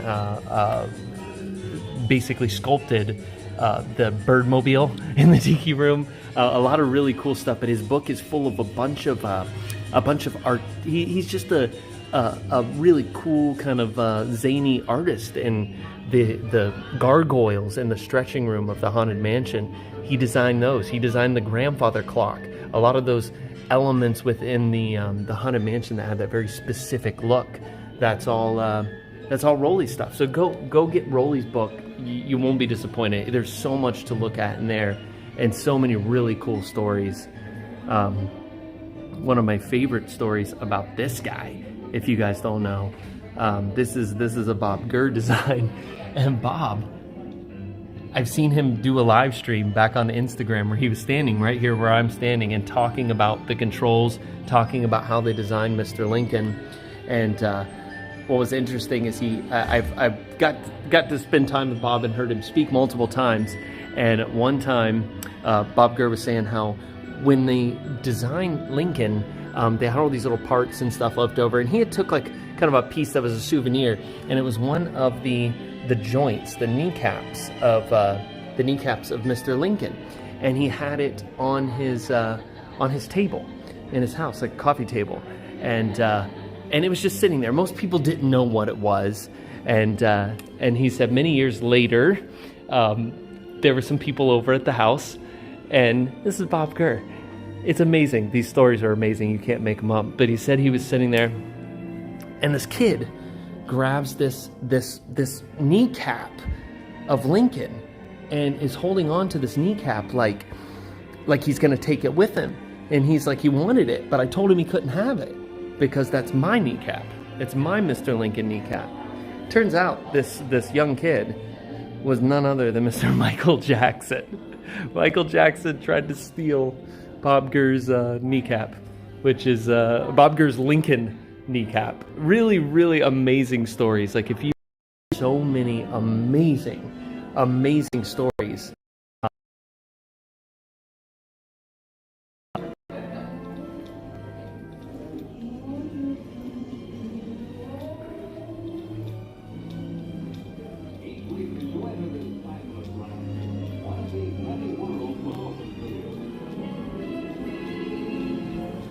Have a good night. You too. Thank you very much. I'm sorry, I think I was breaking up there. Did you guys get to hear the story about the kneecap? Just curious, because I just realized that it was, that while I was over there, it was starting to lag. So I don't know if you heard the story or not. But if you did, I have a continuation of that story. So let me know if you heard it, so then I can tell you the second half of it, which is really cool. Okay, so the kneecap, and you heard about Michael Jackson trying to take it. Okay, cool. So many years later, Michael Jackson, bad tour, going out doing his thing, you know, biggest superstar in the world, out doing this amazing tour that they're planning, and he wanted to have this suit, this light man suit that like lit up with all of like these crystal things on it and stuff. And guess who he called? Guess what engineer / Imagineer he called to design that suit for him? You guessed it, Mr. Bob Gurr designed the light man suit for Michael Jackson for the Bad Tour, which is so cool. It's like a full circle thing. Like this kid that tried to steal my kneecap, my Lincoln kneecap. But you know, he's kind of famous now, so I think I'll go design this really cool suit for him for his little bad tour that he's doing. So cool, really neat. And so many people think of Bob as like, oh, he's the monorail guy, right? No, the guy's like an insanely talented engineer, and just turned 91 a couple days ago, guys. So happy birthday to Mr. Bob Gurr, 91 years old and going strong. We just saw him, the last time I saw him was back, it's like a month or so ago at the D23 Expo, and the man is just like, he's all over the place.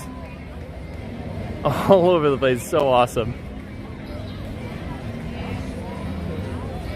5 likes away from 600 likes. Guys, smash that like button. 600 likes. Do we still have 1,000 people watching? Well, however many people, because the thing, my thing's broken right now, so I can't tell. But yeah, just smash the like button. Helps us out a lot. Thank you so much. I'm going to read a lot more up on stuff on little.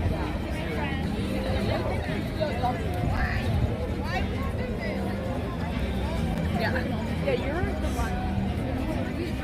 They have steak in there.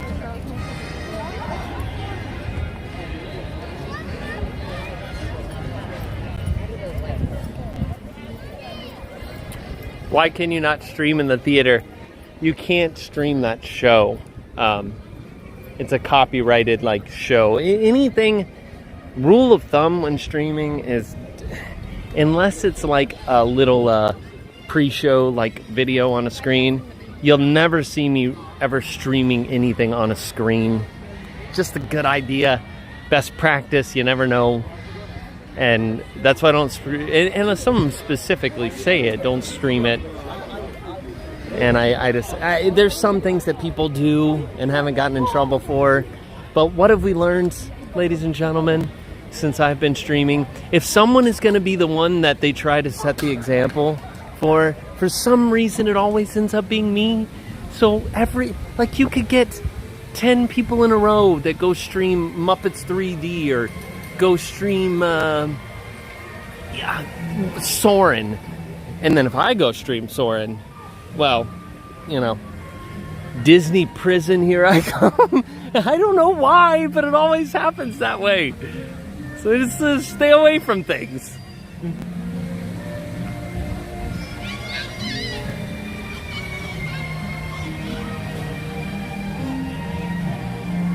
So what do you guys think about the Hollywood and Vine? Looks like it's Halloween or Halloween. Hollywood and Vine is Halloween themed. It looks like that's Halloween. That's kind of funny. Do we use that term? Halloween in Hollywood? Halloween. Halloween. There's Mickey right there. He's just in there hanging out. Is he vampire Mickey? Is that what he is? Oh, there's Minnie right at the door.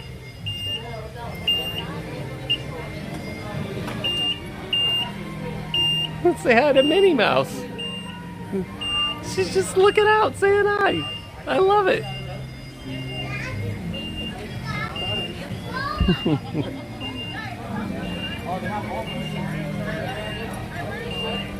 know the other thing that's weird about it?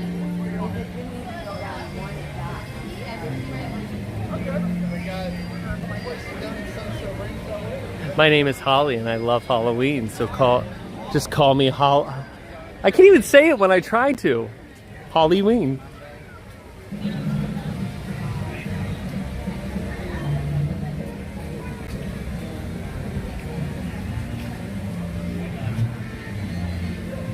Don't peel back those stickers. So how many people have ever noticed, so you go down Main Street, you get the end of Main Street, you're facing the castle, you take a right, you got the little ice cream shop there, and then you've got, what is it? What's the restaurant that's there on the end? Why am I like losing my train of thought right now? Oh, come on. Help me out, guys. It's a little place. Little restaurant there. A lot of people overlook it, and I can't remember the name of it right now. I'm like totally drawing a blank.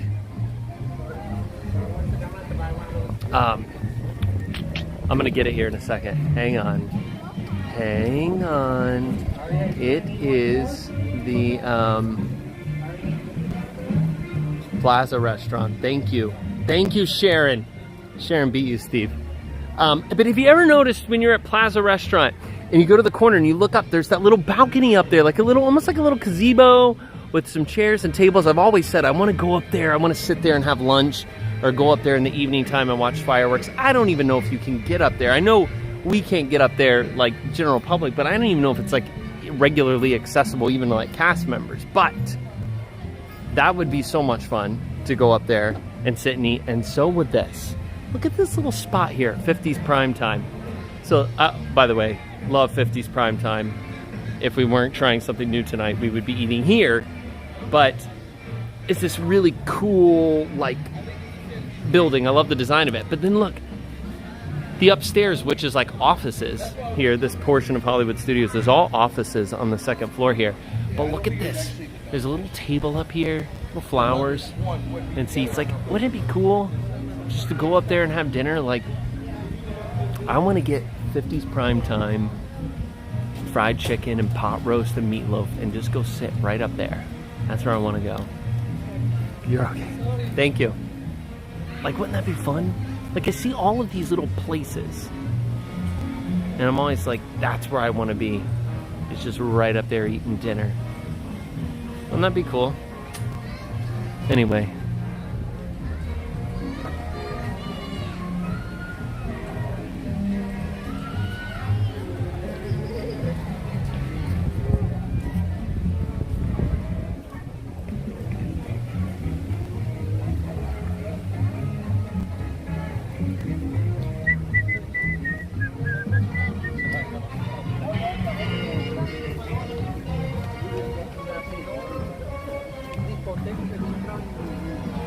I love fried chicken too. Keep dreaming. Hey, you're allowed to dream. Warning, do not pull on the rope. Fine. Nothing happened. It's broken.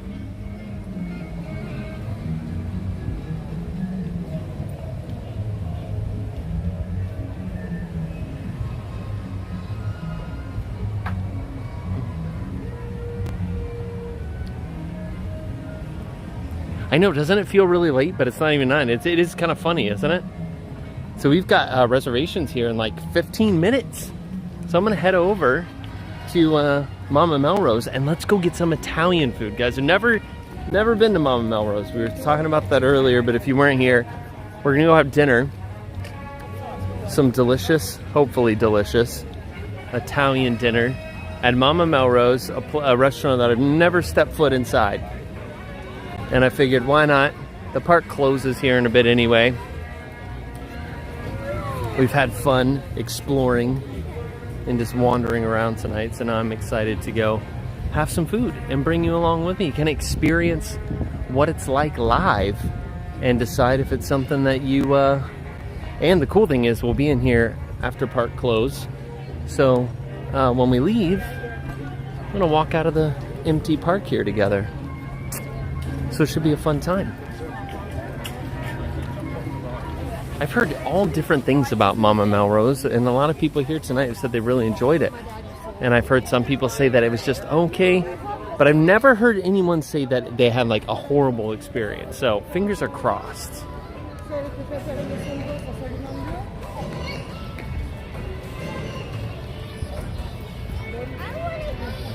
I might meet Spaghetti Girl in there. It's a real possibility, isn't it? It is a real possibility. They make good chicken parm. I'll be the judge of that because I'm a chicken parm like aficionado.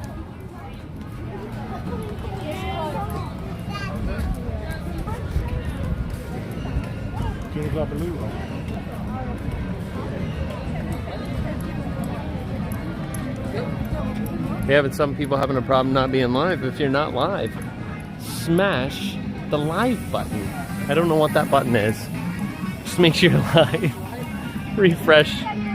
slide over. I don't know. There's probably a button you hit. I don't know.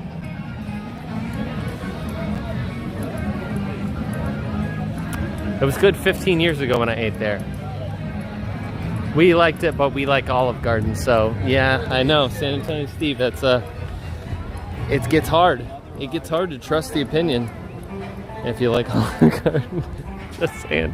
Tainted. I love that you understand and respect that, though. That's the important thing. We like it, but then again, we like Olive Garden, so we take it for what it's worth.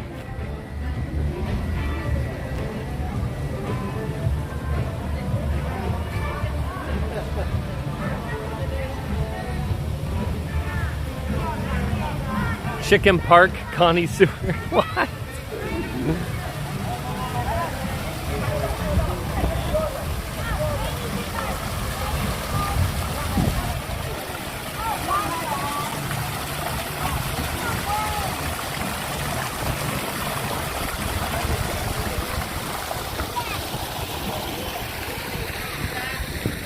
Who likes pizza rizzos? We got any pizza rizzo fans in the house? I've always said that it's not as bad as what people make it out to be, because it's always about, we've talked about before, you just gotta set like proper expectations. And pizza rizzo, it's, I mean, I think it's on par with like Domino's pizza. Look at this guy back here. He looks so romery. He's so romery. Go away, I'm watching this guy on YouTube. What guy? I don't know. What do you got there, Steve? You don't read your phone. Don't you know that we're going to have dinner? Didn't you read your phone at all? Because, like, we talked to this, and he said... You were supposed to meet me at 8 o'clock. It's 8:17. No, you said call or message me at 8 o'clock. Meet me at 8 o'clock. I was like, I kept looking behind me because I thought I felt your presence. Oh, just that close? That Look, that is the Shimmering Blondie thing that we want. Oh, the Shimmering Blondie. I found it at... So it is this huge cookie. It is a... Here, I took a picture. Here, I gotta check us into the restaurant anyway. Yeah. Hold on. Here, I'll show him a better picture. Here, I'll just look at... Well, hold on. We're gonna look at you for a minute. Why? Tell them what you thought of the Blondie thing. It's dry. You ate quite a bit of it. The flavor's there. Dry thing. Flavor's there. Trying to get this. There you go. This is a very zoomed in on your face right now. Why? Don't do that. Here, let me check us in for dinner. Oh yeah, show them the picture. So, it looks good. Guys. Oh, thank you so much, Isabella, for the $10 super chat. Was it? Sorry, it went away. For the $10 super chat, I appreciate that very much. Thank you.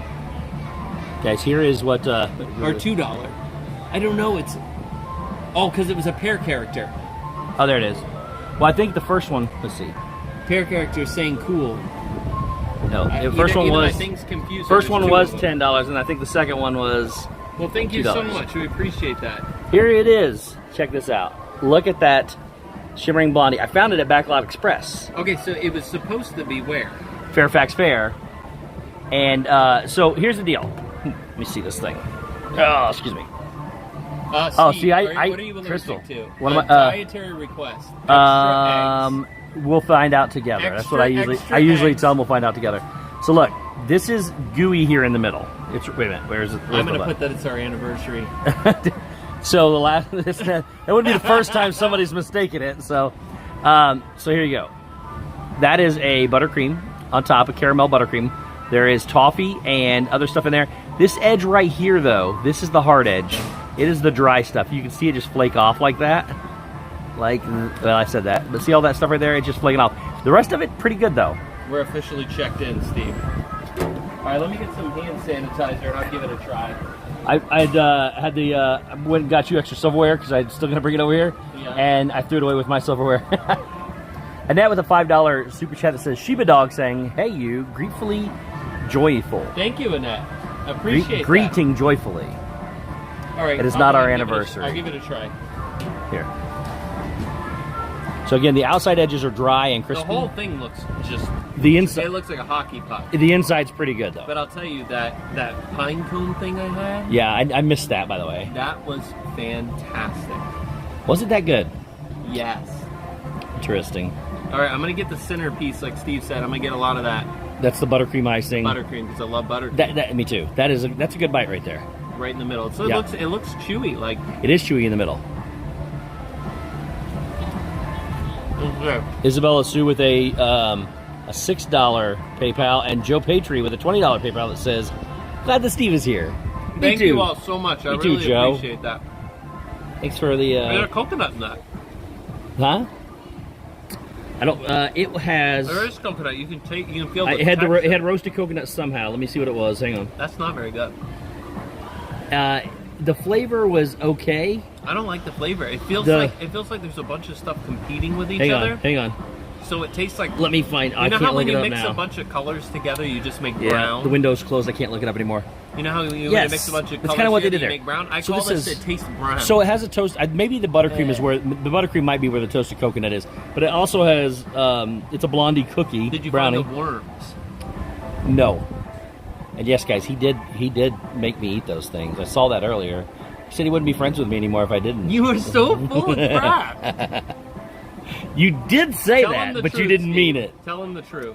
The truth is, for all those people that think Cory bullies me, he does.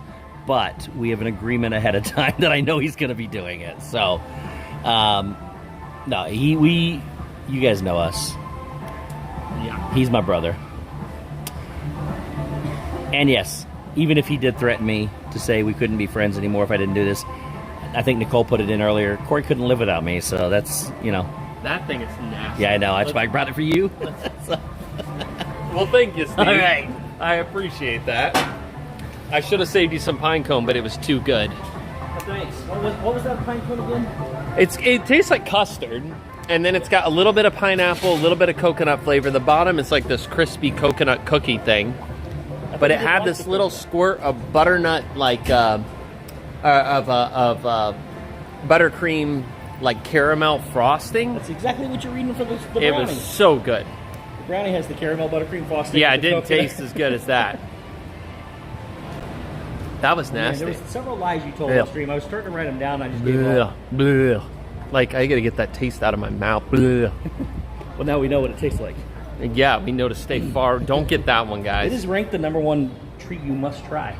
It does not taste I've had that. I'll The tell you cone this. was way better. I've had somebody wrote in there that Disney makes horrible baked goods, and sometimes they do, sometimes they don't. But the Enchanted Rose, the dark chocolate mousse one is okay. It's not Where's great. that at? That one was at, I think it's Catalina Eddie, or Catalina Eddie's, I believe. There's a lot of people waiting back And here then- still. Yeah. For And dinner. then the Oh, other it part smells of it good. is- That smells like, oh, why does that smell like Have we been ohana? checked in yet? Yeah, we're all good. The other portion of Oh, it smells good coming out of thing there. was they have a chocolate cheesecake, mint chocolate cheesecake mousse over at ABC Commissary. Some hidden Mickeys over here. I just love the big Kermit. I wish they would open it. Let us back in. There's some really cool merchandise in there. Not right now, it looked empty. There's another Kermit over there. Where are you? So we are back behind. So here is the Muppets. The Muppets attraction is right here. This is the backside. Here's the exit. Is this the exit? Yeah. Yes. And then this is Mama Melrose, Italian restaurant that's tucked way back here in the back. That's how America used to be. Yeah. Back in here. And so it's tucked way back in here. And we're going to give it a try tonight. This will be my first time ever here. Steve's been here before. A couple times. Isabella, thank you again for the $2 super chat. Bear character doing a shaka sign with his hand saying cool. Well, thank you so much. I appreciate that. Thank you all for the super chats. Very kind. And Joe Patry, thank you for the $20 super chat. Is that the one you got, Steve? Yeah, read it again, though. Glad that Steve is here. There we go. That's what I Oh, wanted. see, he wanted to read it. Are you Joe? I am not Joe. Steve has all these alter ego accounts. Oh, let me send it. Glad Steve's there. Steve has nice hair. Mr. M, thanks for subscribing. Oh, the Black Widow tart was pretty decent. Black Widow tart. Yes, so I got that. I think that was at ABC Commissary as well. Hi guys. So yeah, we're waiting to try Mama Rosa's, which I'm excited. I think I'm gonna get the Melrose. I think I'm gonna get some. So I've had the charred steak here. It's Melrose's. It's Mama Melrose's. Melrose's. It's Melrose, and it's apostrophe Yes, S. I never knew Like that. Cory. I thought it was just Mama Melrose, but it's Mama Melrose's. Yes. The name of the lady is Mama Melrose. That's her. Yeah, so Up you there. gotta say Roses. Yes. Because if you say Mama Melrose, if we're going to, if her name was Mama Melrose's, Melrose, then you could say it's Mama Melrose. But since it's Mama Melrose is the name, it's got to be Mama Melrose. When I refer to her, I just refer to the person. It's Mama Melrose. Now we're going to Mama Melrose's.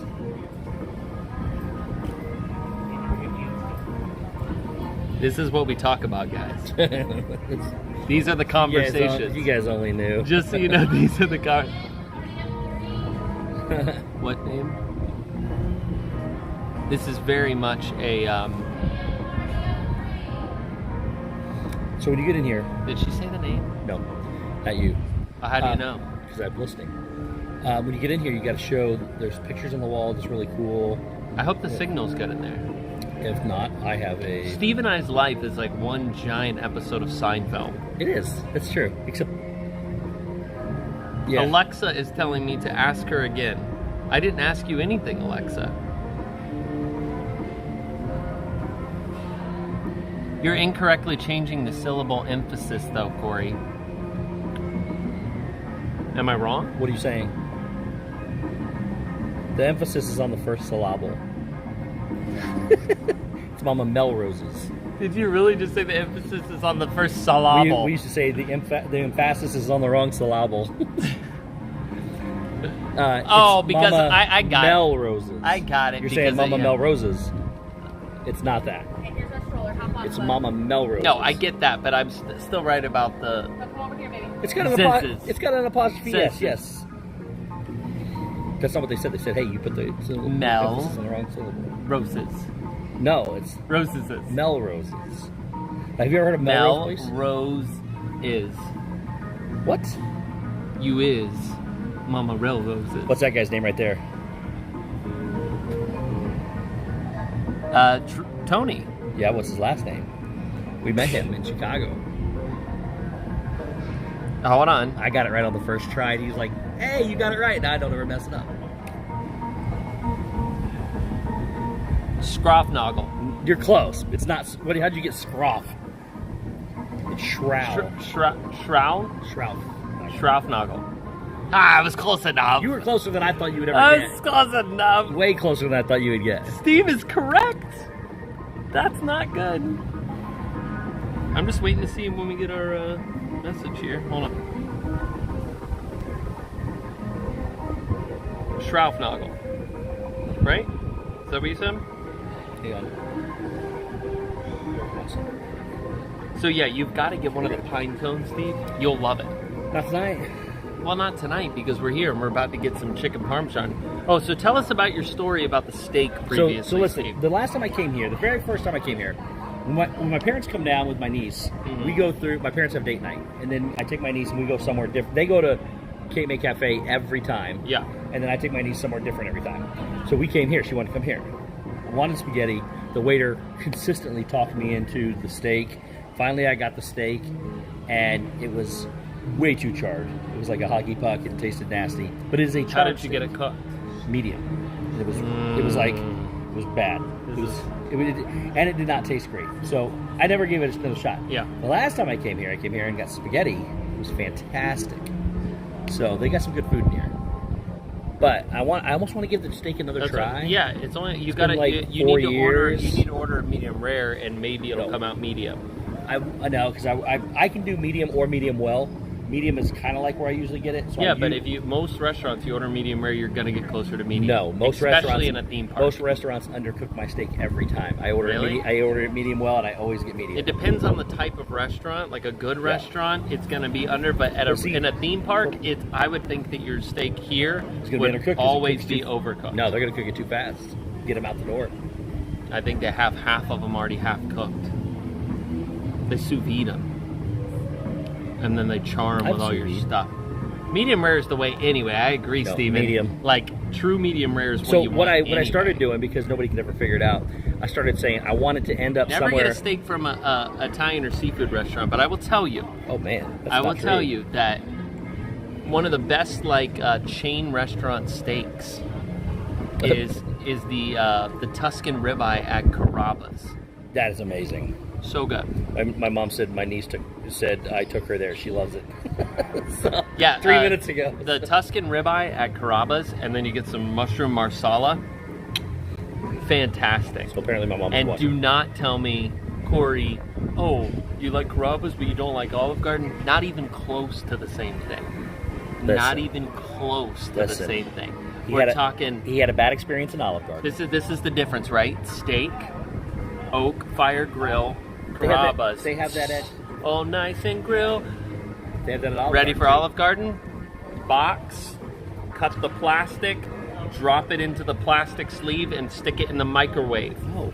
That is That's Olive not Garden. how they do it. That's Yep. not fair. It's Olive Garden. It's Olive Garden out there. Olive Garden Don't listen to is him. the Taco Bell of Italian food. What's wrong with Taco Bell?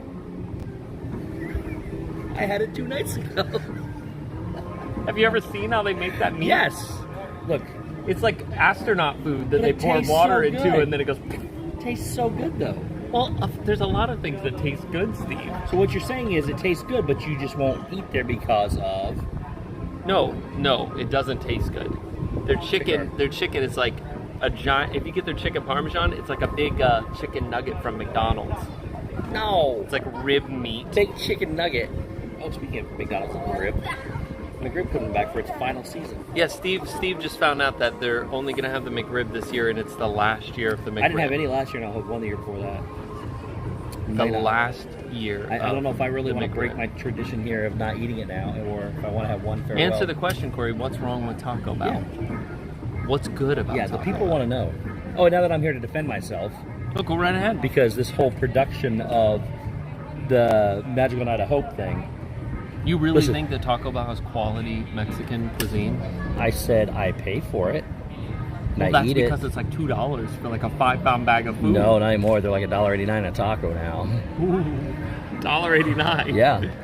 So when I eat 5 tacos, it's a $10 meal. See, that's even more of a reason it's not worth it. Listen. It was okay when it was the cheapest option. Carrabba's steaks are well seasoned. and they're Carrabba's on has that. oak They have grill. that butter, that special butter, Good that stuff. Tuscan butter on the top of it.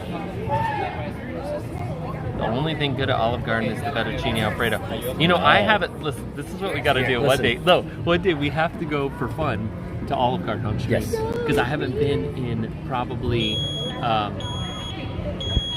haven't been to an Olive Garden in at least It is fantastic. 8 years. Oh, then you don't know what you're talking about. At least 8 years. You don't even know what you're. Dude, their spaghetti. because it changed. honestly, Because listen, now, listen. now it's You're gonna changed, hate and they this. use a clean microwave to cook You're your gonna hate food this. in. It's not the quality, but if I had 2 plates of spaghetti sitting in front of me, their spaghetti, one from Olive Garden, one from Ravello, Oh, you're crazy. I'm eating the Olive Garden spaghetti. It tastes so See, much better. you just lost all credibility. No, it tastes good. You just don't like it because you say it comes out of a box. Yeah, but it's about the quality of it. You might like it better The because taste it is kind of better. like it tastes more like what you would make at home.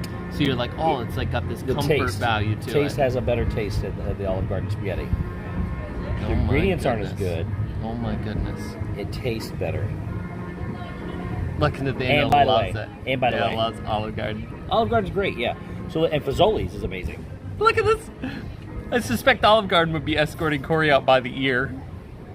I want to try it. I want to. Fazoli's. No, I want to go try it. We should. And right now's the time to go to Olive Garden because I saw a commercial. They're doing like endless pasta bowls for like $10, so you can go in there and Let's just go do like make yourself sick on pasta. Let's go do it. We'll try all the sauces. All right, cancel this. We're going. All the Let's go. Come pasta. on. And we'll eat some of that salad out of the bag that they Dude, do. listen. It's like they No went to joke, no Publix joke. and bought the Hold on. cheapest No. salad. They cut the bag open and That's poured not it. true. They That's pour it in not a true, bowl and because they're listen, like, "Here you here's go." why. I get that salad. I eat 2 bowls of that salad myself in every sitting that I sit there. 2 bowls of the Of salad. course you do, and you don't put any dressing on it. No. You just eat the I'm wilted eating lettuce all by itself. Vegetables. So I get the carrots and I get the cucumber and I get the tomato and the Hold croutons. on, hold on. They have to. Your table's ready. They individually take the other stuff off because they do The not. great spaghetti scam. Yes, that's what we need. We need to do it. It'll be so good. All right, our food's ready. We're going.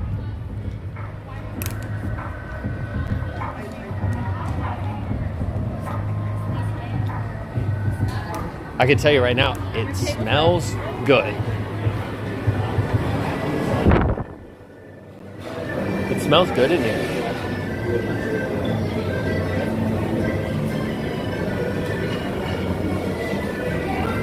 I've never been in here. It's like uncharted Disney. Ooh, that steak up there look good, Steve.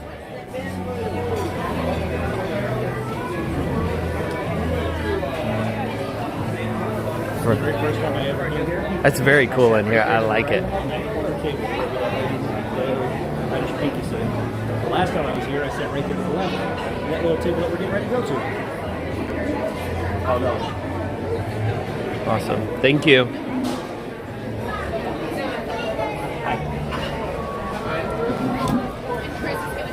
Thank you very much. Are we okay with the QR code menu? Yes. Thank you. No problem. Last time I came All right, so how many of you have never been in here before? I've never been in here. It's very different than what I thought it would be. It's cool. Like, theming-wise, this is a cool theme restaurant. Like, look at all the lights and But stuff. look here, you gotta look at all the pictures. Oh, there's some cool spots. There's Mr. Lulu Ferrigno. That's cool. What do you want to drink? I don't know. I'm gonna look. Tell me what you want and then go take a look. I'm gonna look at the menu here. Hang on just a second, guys. Let me get you.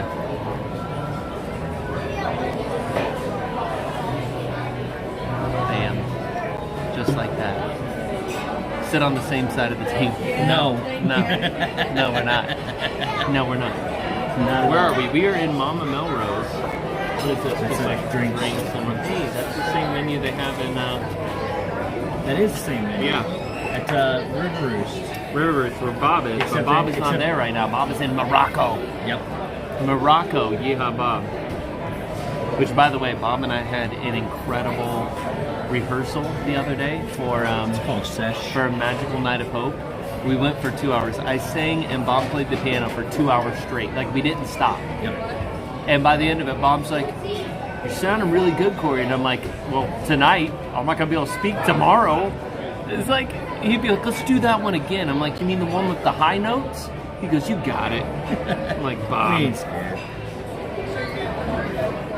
All right, I want to get the meatball. Gotta try the meatball. Okay. Yeah, meatball appetizer. So you want the meatball appetizer? What do you want to drink? Water. Okay. And what? With lemon. Yep. What do you want to eat? Meatball. What? You need food. I need some ball. You want the chicken bar, right? I'm thinking.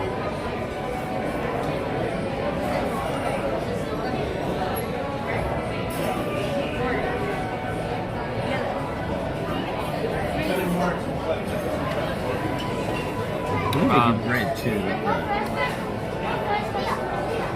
Yeah. Chicken parm. Over spaghetti. Chicken See if parm you can spaghetti? get it. Well, it comes with over spaghetti. So you get a side of extra marinara. Got it. Just because I never know. You never know. Never know. May not have enough marinara. Never know. All right, let's see what desserts they have. Tiramisu. So I'm telling you guys all of this stuff that they have here. So we got tiramisu, we got gelato, vanilla or chocolate. The mini cannoli trio. Ooh, an orange cream, a caramel butterscotch, traditional with chocolate chips, garnished with chocolate sauce. The orange one is really good. I'm sure. Colors of Italy cheesecake.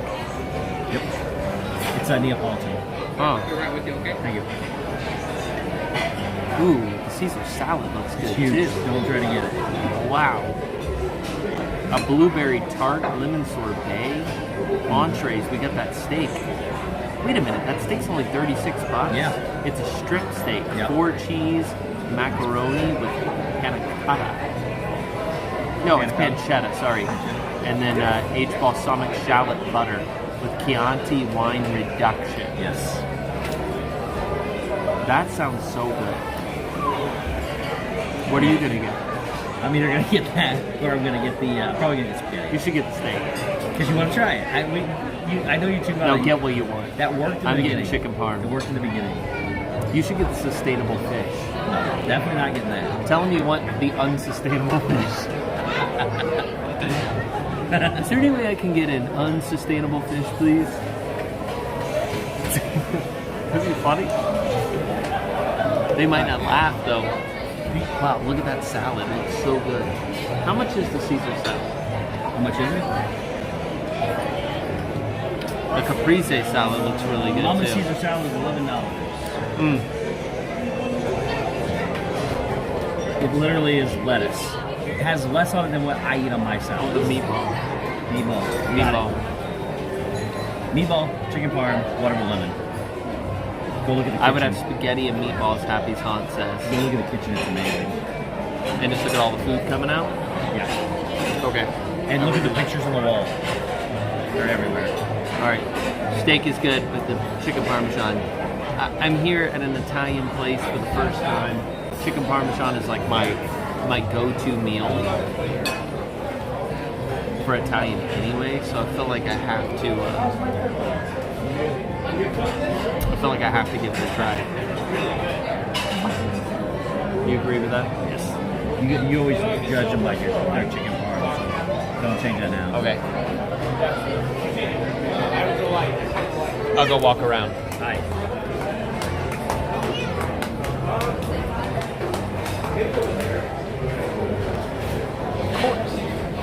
Huh?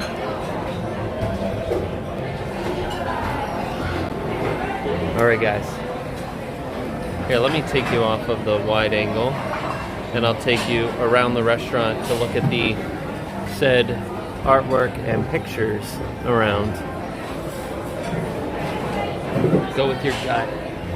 Go with your gut, Steve.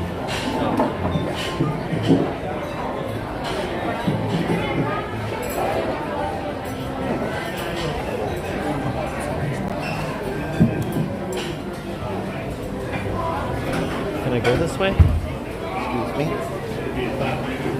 Alright, I'm trying to go so we can see some more of the pictures that are in here. Over here in the front there were some cool pictures. There's some really cool pictures by tables, but I can't walk and sit over top of people at their tables to look at all the pictures. Ooh, the spaghetti and meatballs that just came out looks good. They've got like, oh, check these out. These are cool. Okay. Check that out. I'm getting chicken parmesan for sure. I love these old photos. They're really cool. And they're all over the restaurant.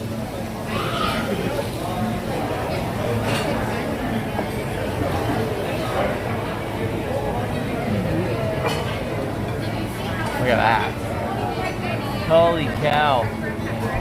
Talk about a cool photo. Oh, come on, focus for me. Why does it want to focus? Here, hold on. Sorry, guys. Focus. And bam. There we go. Caesar salad's my favorite too. Checks Steve's pocket for hidden crickets and worms. Do you think he's gonna slip it into my food? There's the kitchen with all the food, and they have this cool like oven back here where they just threw a pizza in there. So they do like little pizzas too. That's awesome.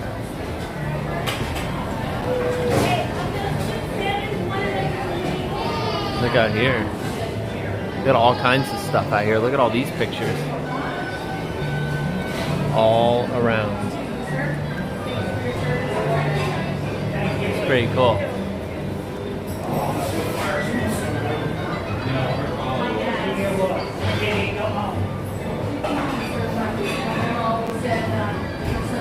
It's just a cool place. The whole place is like a really neat. Get the orange chicken. This isn't Chinese. It's not a Chinese restaurant. There's no orange chicken. But there are old records, grapes and olives hanging from the ceiling. And really cool picture. Oh, back there was a really cool picture of Roger Rabbit, but I don't want to, I can't show you because there are people sitting next to it and I can't like climb over them. I'll tell you this, I've seen multiple people with the steak. I've seen multiple chicken parmesans. I've seen a lot of stuff.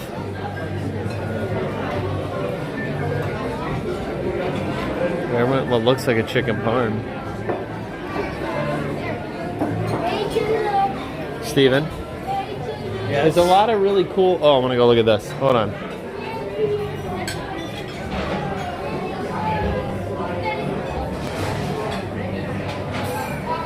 What is this hiding back here? It's so dark.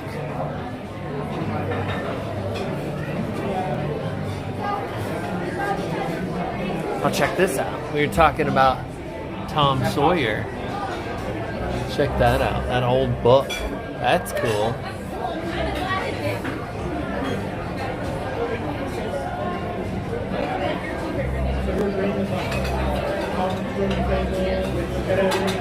Yeah, it is very, very, very nicely themed in here. That's for sure.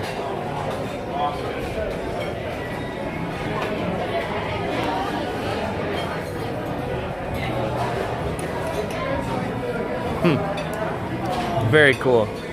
There's a lot of cool old pictures around for sure. Yeah. We got bread coming too. Bread.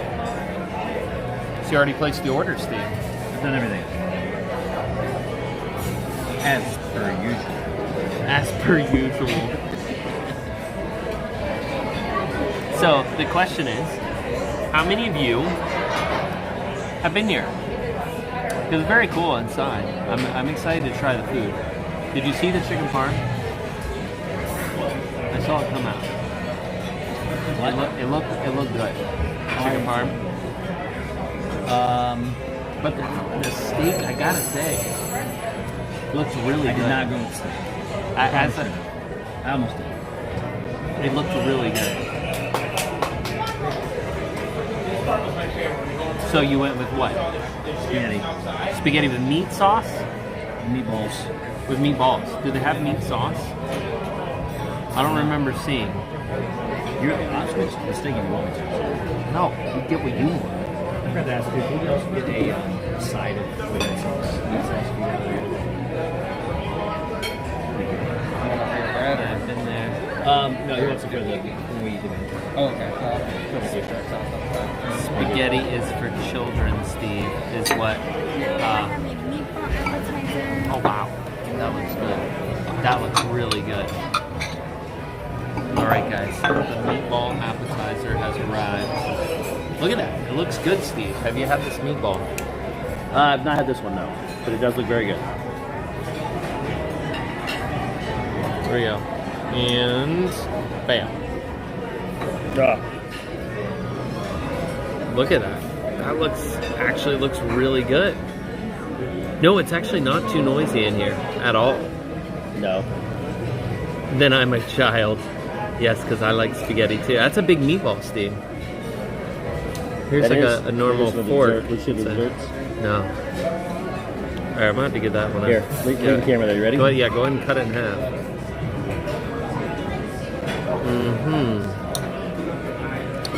Maybe. Okay, it looks good. It's nice and moist all the way through. Here. I'm gonna let you give it a try first, I'm gonna let Steve. you give it a no, try. you have to, because I got the camera Oh, on we got you. that stuff too. Oh, thank you. Little olive oil. Thank you very much. Thank you. Olive oil and herbs. All right, Steve, you get the first try of the meatball. It smells good. Probably gonna be better than Ravello. No, just kidding. It's salty. Like overly salty? It's on the outside. Really good, actually. Surprisingly, really good. It's got more than just beef. Yeah, in there. Wendy, I agree. The texture indicates veal. It's really good. That sauce is incredible too. That sauce may actually be where the salt is. If Steve thinks it's salty, then there's a problem, because Steve's basically made of salt. No, it's not. It was just a one bite. Apparently, it's really good. All right, let's see. I'll be the judge of that. I'll be the judge of the meatball. Looks like Taco Bell meat, to be honest, John said.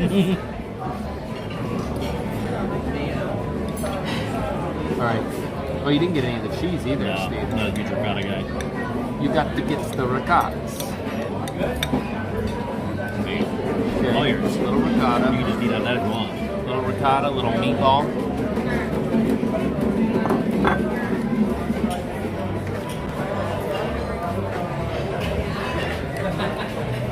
Let me try without the ricotta. The ricotta's lemon in it. Really? Yeah.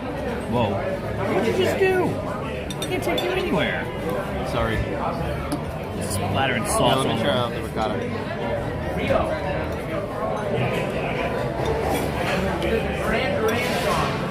There's a lot of salt. Yeah. A lot of salt. But it is very flavorful, though. Once you get past that. Yeah, but the meatball is salty. Mediocre. It's very, very dense. Very dense. Like almost like snaps dense. It looks like a can of Spam is what it looks like.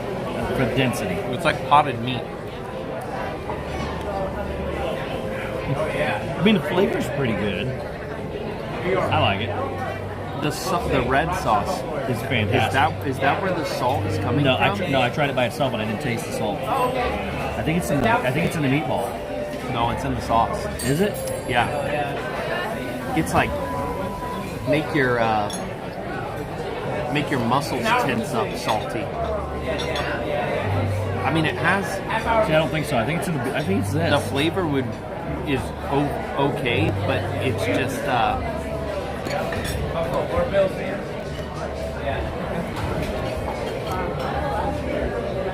Far too much salt, but it is salty.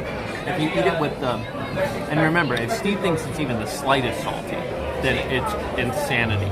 I mean, it's not hard. I can eat this with no problems whatsoever. That ricotta is good with the lemon in it, though. I know people that when you can tame it down with the ricotta. We're so mad at these We refuse this. That's why it But that's salty. Yeah, it is a little salty. You didn't want to take it. In New York, it's very strict. Potted meat sounds real appetizing for you. It's got It's not like a free steak like out here. it's not really a potted meat. It's very dense. It's like a dry, dense meatloaf, kind of. I would think adding the cheese helps. It really does. It helps balance it a little bit. It helps to smooth out the saltiness of it.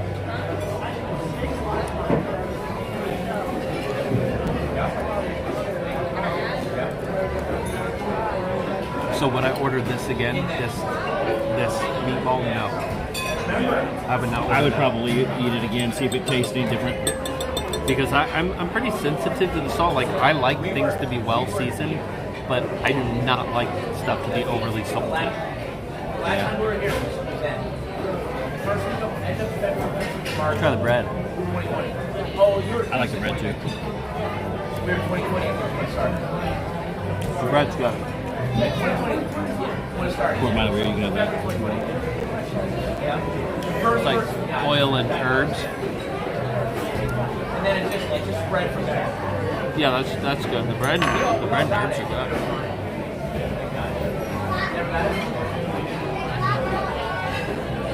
Don't forget to sign up for Olive Garden Rewards program. Done. Steve's like, done. We go there every week. We used to go there 3 times a week. Really? Yeah, I like their spaghetti, dude. It's incredible. And I would sit there and eat that with the salad. You throw that incredible word around a little too. No, just what's incredible to me is not always incredible to you. That's true. Just like the meatball in the prime rib meatball in Chicago was way better than the Ravello one. It was a good meatball. It was different though. Prime rib, but it wasn't a. Hey, let's compare this. If it was the same meat as Ravello, it was which meatball was better? Yeah, which one do you like better? The red sauce was phenomenally good in Chicago. Like it was very, very good. Their garlic bread was really good too, where the guy came out and poured all that stuff on. Remember that? That was really good. Don't get full off bread. I'm trying not to get full off bread, but I'm starving. I'm very hungry. Yeah, I had 2 dessert, well, 1 dessert and a bite of a dessert, and that's all I've had this afternoon.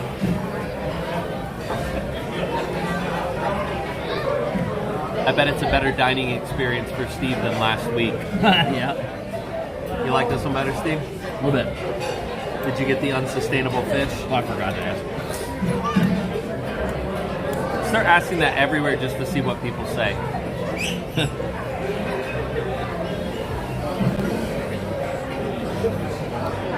Excuse me, do you have any unsustainable fish? I'll take the burger then. Anthony says Olive Garden is the OG of Italian restaurants. Olive Garden's really good. Please look up when Olive Garden was established. I've been to restaurants in New York that have been standing for centuries I believe before. he means overall chain restaurants. I don't trust any restaurant where the chairs are on wheels. 1982. Been here 40 years. I don't trust anything where the chairs are on wheels. Chairs are not on wheels. Yes, they are. They are not on wheels. The Olive Garden chairs are on wheels. Maybe you've only gone to just one bad Olive Garden. No, when I was younger, Olive Garden was a thing. Before I learned. Fazoli's now, their breadsticks are amazing. But see, you know what you're getting into when you go into Fazoli's. You know what you're getting into when you go into Olive Garden. You go in, you get a nice baked spaghetti and breadsticks from a drive-thru. I expect my expectations are set. So that's what it is. It's not that it's bad. Your expectations are higher for Olive Garden. Well, Olive Garden's not cheap by any means. It cost me $8. It's like Red Lobster. Red Lobster is crazy expensive now for what you get. Yeah. And there's so many better seafood restaurants, especially here in Florida. So many better.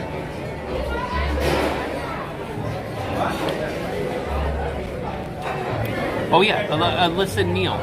What do you guys think of Olive Garden? I would trust your opinion on Olive Garden over anybody's. Alyssa and Neil, what do you think of Olive Garden? Why is that? Because they know what's up. Because you already know their opinion. I think Cory's confusing Olive Garden with Chuck E. Cheese. I've been in the kitchen of Olive Garden. Steven says all microwaves, walls of microwaves. No. That's what it is. It is literally frozen meals cooked. No. But they have to poke the hole in the top of the plastic before they put it in the microwave. You're giving people false information.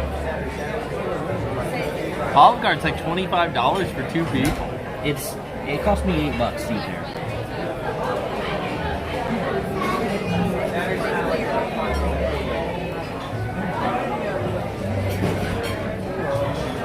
Oh, that pizza looks good. Look at that, Steve.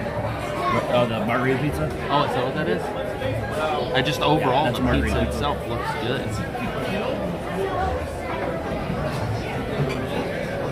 Yeah, I like Chuck E. Cheese too. They got good pizza.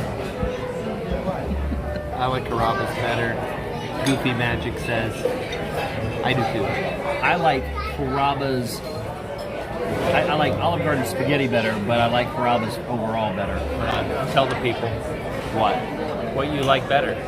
I like Olive Garden's spaghetti better, but I like Carrabba's everything else better. So. T. Robert says correct. Pre-prepared foods, Cory. Oh yeah, we're done with that one. Yeah, thank you. Pre-prepared foods. Oh, Brio. Tim, I have not been to a Brio in so long. What's a Brio? Brio, it's an Italian restaurant, but it's a little bit more upscale chain. Kind of think of like the, they may be owned by PF, the same people who own PF Chang's. Maybe. Brio, B-R-I-O. We need to go try that one down at there's a Brio in, what's it called? In the, what's the mall? Millennium. The Millennium Mall. Yep. There's a Brio over there. Olive Garden is disgusting. Matthew, I love you. What about Buca di Beppo? Now here you go. I have had really good food at Buca di Beppo. I've had really bad food at Buca di Beppo. That's in. I mean, that I think can depend on number one who you go with, because you got to get it's family style. You get big stuff. Number two, the restaurant there, which location makes a big difference. Listen, guys, I got to tell you about a restaurant here in Orlando. It's called Mia's Italian Kitchen. I believe that there's one in DC where they're at. and then one here in Orlando. It's on I Drive. the food is quite delicious. You can get these little pizzas that are brick oven cooked. The pastas are good. And by the way, the pizza is enough for one person to eat a meal. Everything's fresh. So you can order individual food if you want to, but this is what makes Mia's really cool. If you have a group of people and you go, you can get all you can eat of all of these made to order items. So chicken parm, chicken panna cotta, or chicken panna cotta. You can get salads, different kinds of breads, different kinds of pizzas, ravioli, like all kinds of delicious food. Good and stuff. It's all really great Italian. All you can eat for $35 a person. $35. Wait, this isn't the place we went? No, you've never been. Oh, I thought you told me 35. I think it's 35 a person. So it's actually very good at time. The problem is you got to have a group of people. You need like a group of people to go with you. But check it out. Look it up if you guys are curious. Mia's. I think it's Mias. Mia's Italian, and it's on International Drive. Mia apostrophe S, like Mama Melrose's. Something like that, maybe. But check it out. See what you guys think.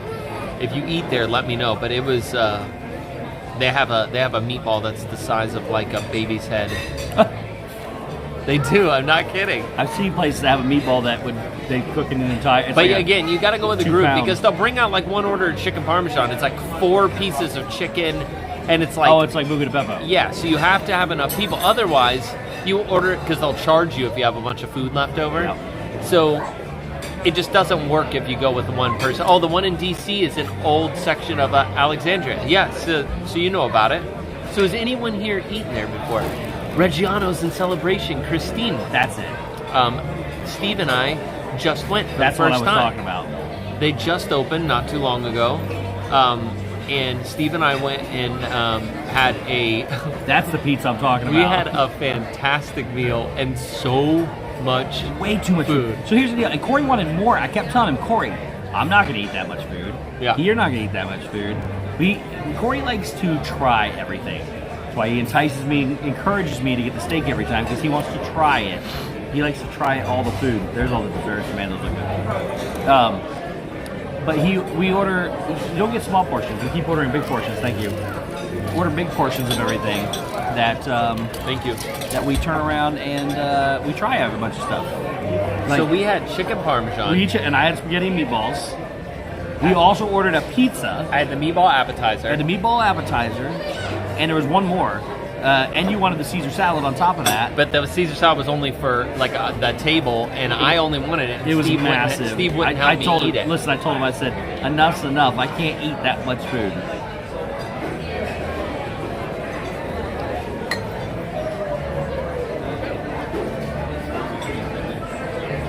Did I miss Alyssa and Neil's what they thought about? He said he's at a wedding at the Grand Floridian. Yeah, but I missed their Olive Garden thoughts. Oh, they said they loved it. No. Yeah. No. Neil, if you love Olive Garden, I'm going to tell you right now, buddy. Says they don't go to it often. They have gluten-free options, but the gluten-free was not good. Okay. As a true... Oh, no, I'm sorry. They have gluten-free options, but they gave Alyssa real pasta. Yeah, but that wasn't good. It's Sean here. Paging Mr. Sean Rogers. He's got a piggier palate than I got. Paging Sean Rogers. Give me your opinion on Olive Garden. Listen, Neil, are you saying Steve needs to... What does that say? Are you saying Maggiano's? Maggiano's is good. That's good.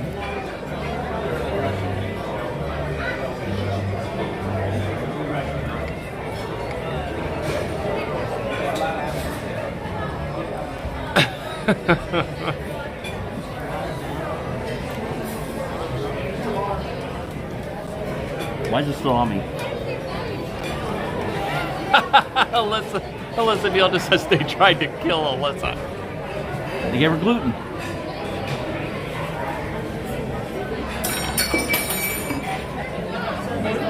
But I need to know. No. So, I want to see if Cory even knows this. Cory, read Russell Calhoun's. Yeah, Cory, we're talking about hairspray? Yes. Yeah. But no, I'm not going to be Mrs. I'm Turnblot. Cory Collins.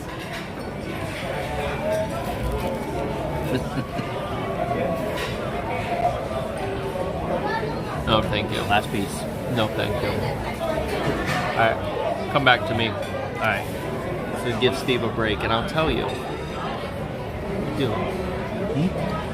Don't put your fingers in the oil. I'm not. I'm picking up this drinking spice. No, I'm not eating it now.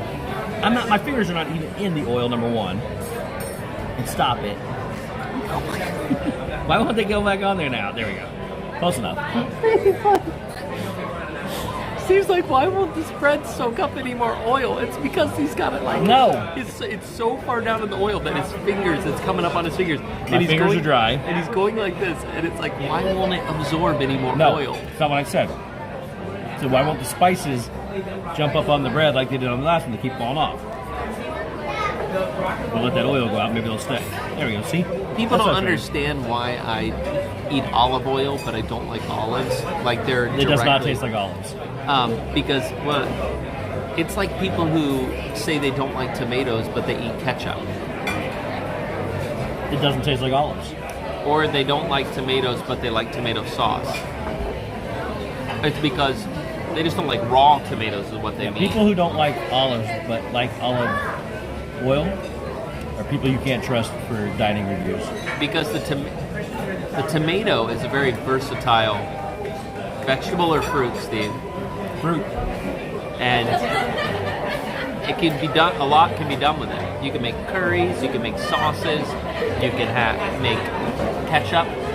You can make just eat raw tomatoes. You can do a lot with a tomato. But yes, Jandy's right. It's a texture thing for a lot of people with tomatoes, raw tomatoes. I love raw tomatoes. I'll eat spaghetti sauce and all that kind of stuff. Yeah. And I love cold tomatoes. Cut them up, eat them all day long.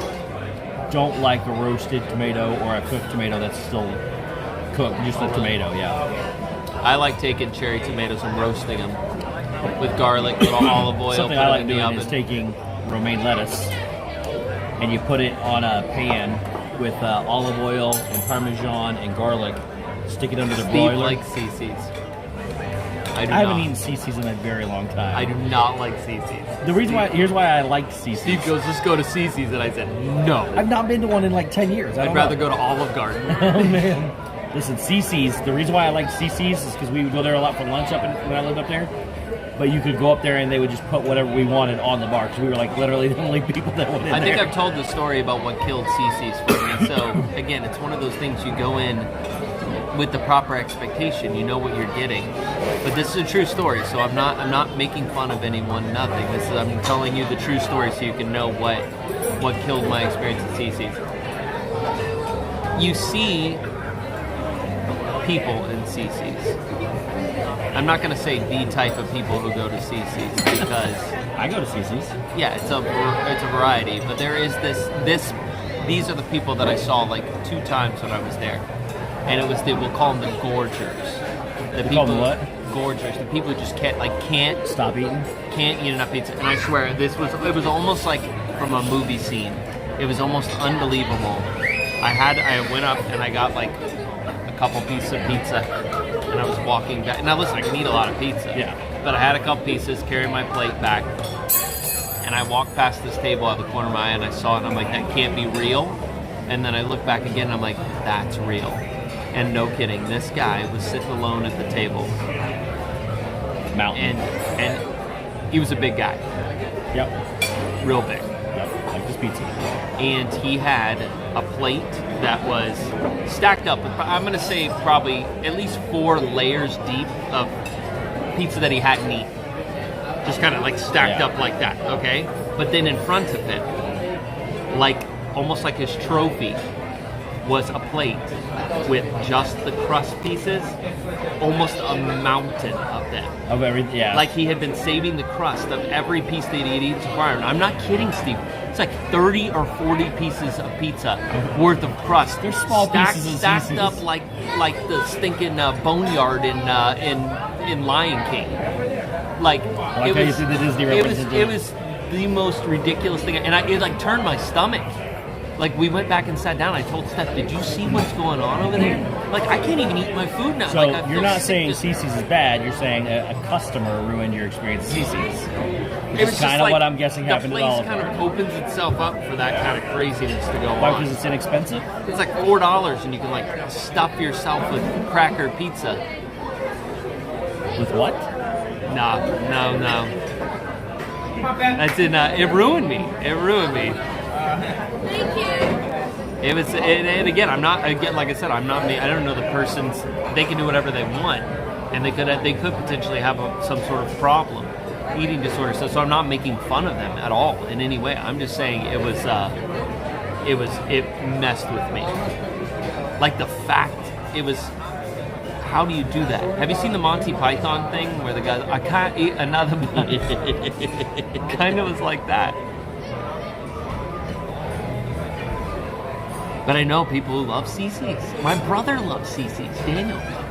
He loves it. I only liked it because I could go up there and tell them, hey, I want a bacon pizza on there, and they would make me a bacon pizza, and then I could go get some pizza. Now, I'll tell you, we used to have one of the last remaining Pizza Hut buffets. That Till was when? good. Huh? Till When? COVID. There's one in Indiana still. I know there's some out. That is not a good buffet. It's like COVID ended it. Right. Thank you very much. Thank you. Thank you. Appreciate it. Anything you need? Looks We're perfect. good, thank you.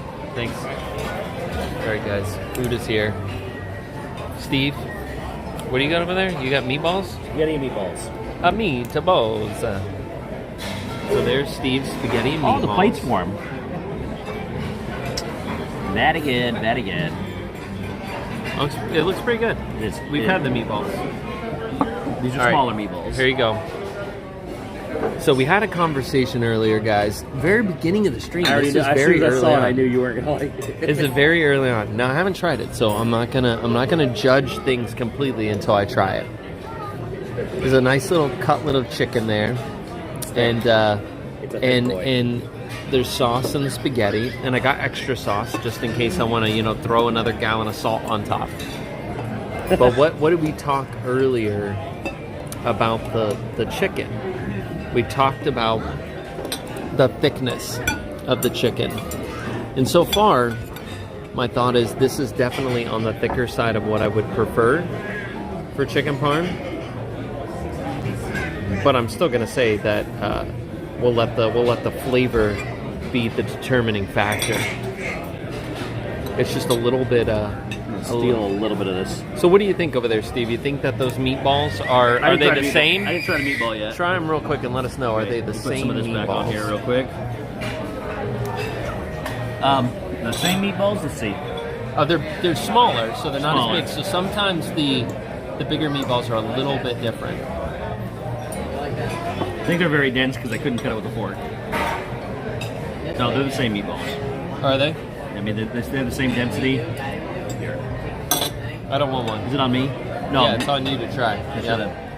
So they got the same density. There's like no porousness. really close. There is no porousness. Am I? You got to zoom in on me? Here, hang on.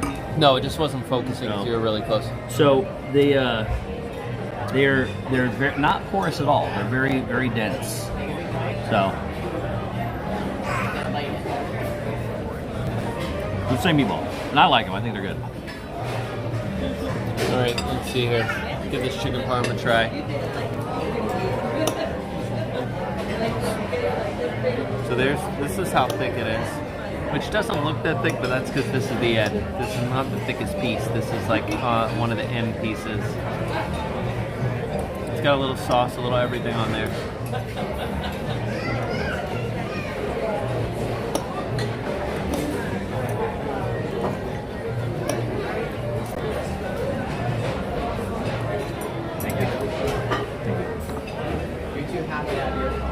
I gotta say, Steve. Good. It's nice and crispy. The breading has really good flavor, and the chicken is like super moist. Wow. I did not expect that. I'm just gonna cut right through the middle of it. Try the same thing. I'm gonna get to the thickest part. So there's the thickest part of the chicken. It The still mozzarella is really good too. It still looks moist on the inside there. That was I was not expecting it to taste as good as it did. I really wasn't. After the you know, the salty meatballs. Is that what you suggest? So let's get in here and give a bite right out of the center.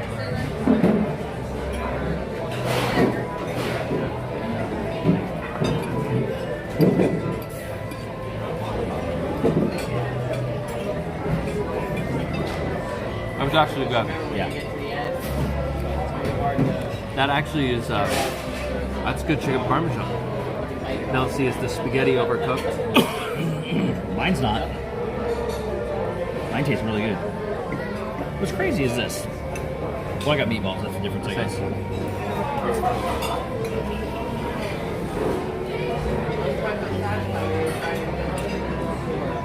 So I ordered extra marinara.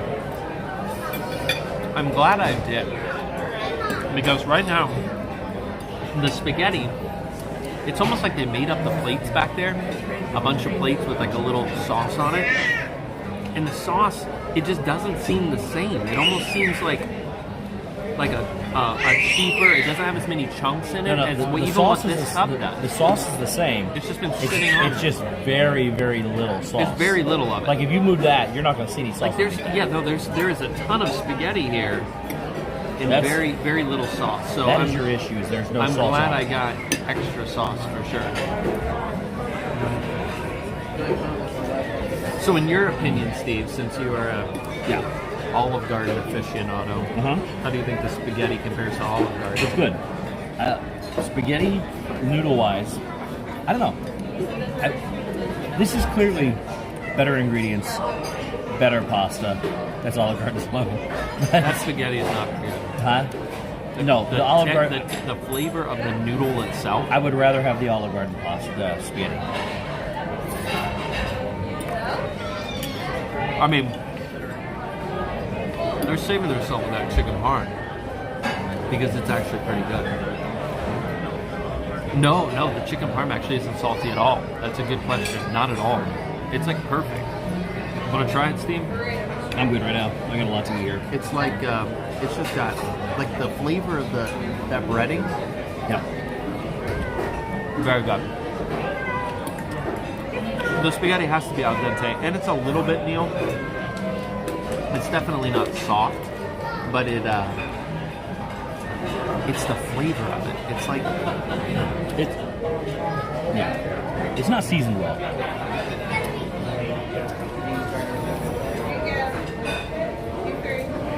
I don't quite know what to think about it. It's not terrible. To be fair, listen. To be fair, I eat spaghetti all the time. It's not terrible at all. It's actually on the good side, but it's not the best spaghetti by any means. This sauce is okay, but like the sauce is where it's at, and there's not a lot of flavor in this. Are your meatballs is that as salty as it was in the appetizer? Fantastic. So did they just salt the crap out of that appetizer? Yeah, I think so. These meatballs are really good. Yeah. It's still the same flavor, same density, but they're good. So the question is like, oh, Cory, based on what we've had, would you come back? Like the atmosphere is so cool. The chicken parm is good. Everything else has been just like, eh. So is it worth coming in for, you know, when there's plenty of other good Italian around this area, especially I've also only been trying, you've only had one dish. And it maybe this dish happens. I know they only get one shot to impress you, but it could be the fact that it may be better next time. But there's a lot of good stuff here to eat. You can get the steak, which is what I'm kind of craving. I wish I would have got it now, but it's not bad. It's not bad. Now, when you compare it to other options here in the park, well, the other thing too is this is a cheaper and more inexpensive sit-down restaurant for Disney. Our meals are only $25-26 for Disney. For Disney, I say.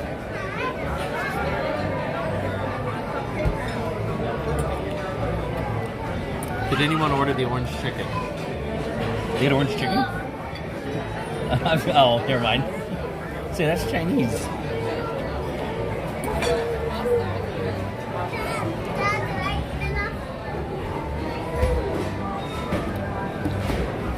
Why? So you can tell them a little more about your food. I'm still eating. It's good. I like it a lot. It needs more of that Italian seasoning. The basil, the basil, the basil of Baker Street. It's good. It is not bad at all. So Cory comes in with these preconceived notions, and he I had proper expectations. Ravello is great. It is not as good as Cory thinks it is. It's very good. I've had way better Italian. He's had better Italian, but he still refuses to admit it. I mean, you're talking about a meatball, which is good, but it's a normal meatball with ricotta cheese and whatever. Ravello's the best Italian in Orlando. I disagree. You like Olive Garden. We haven't had the best Italian in Orlando yet. But the other factor is, like the one we had in Chicago, we ate at Il Porcino or Il Porcina, I can't remember which one it is. Way cooler atmosphere than Ravello. But their garlic bread up there was incredible. They brought a whole loaf and it was cut and they poured the garlic butter onto the bread. The meatball was prime rib. Way better than just the regular meatball they get at Ravello. Their sauce was better. The sauce is where it's all at. If the sauce is bad, it's not going to be good. It's not going to be a good meal if the sauce is bad. The sauce in Chicago was better. But Ravello is very good. It's just not better than everything else. It's not better than Olive Garden. It's better at quality than Olive Garden. But if I'm going to go spend $60 at Ravello, it's not that bad though. Or $8 at Olive Garden. The spaghetti, the pomodoro. Pomodoro is good. And there is only like $23. Before meatballs. The other meatballs are like $5 a piece. Add meatballs to your spaghetti. But it's so good, Steve. I'm not a fan of their meatballs that much as you are. Their gelato is just amazing. That mango gelato, did you eat that? Yeah, that was good. I love the Steve dining can. It's like wide angle right now. Why is it wide angle? People already told you they don't like the wide angle. Yeah, but in this instance, they can see your plate. Well, this instance is a lot better because... Oh, no, this is a better angle. Look, watch when it updates. Is it off of me and on the food now? No, it's on both.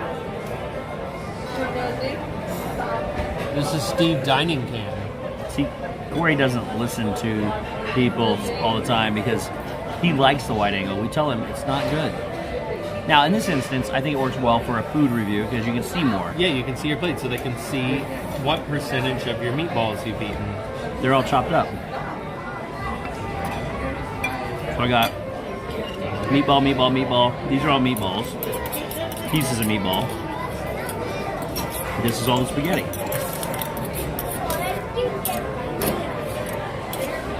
Did you get it all out?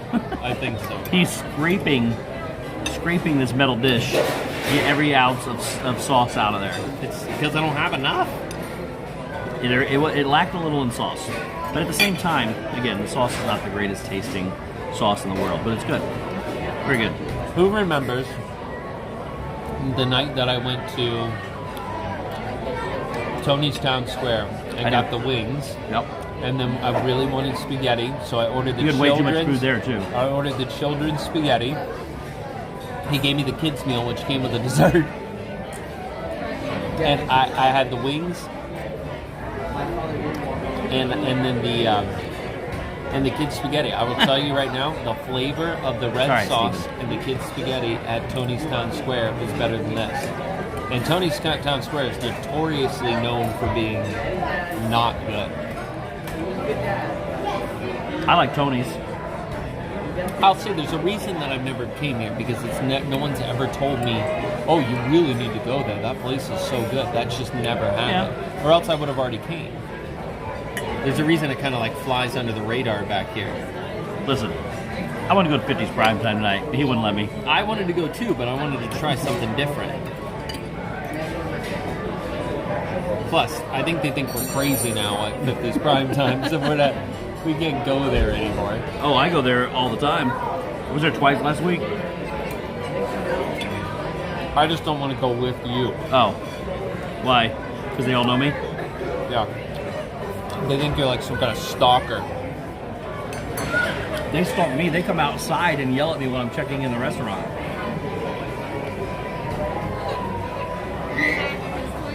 Steven says you trust my review better than I yours. saw that, but Steven doesn't know.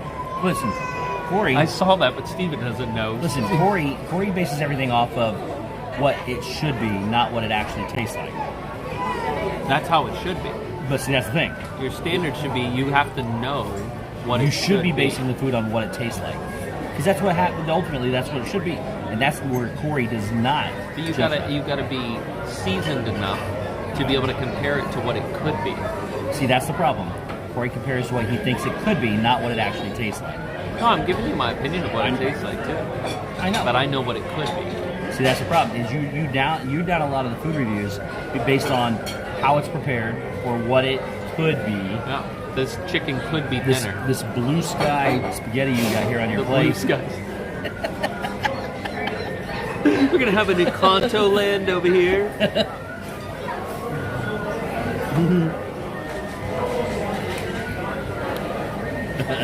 Blue sky spaghetti.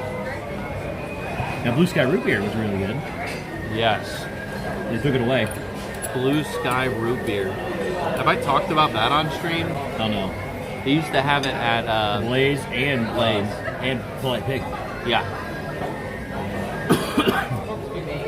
Some of the best root beer. It was incredible root beer. I think it was made with cane sugar, wasn't it? Or pure sugar cane.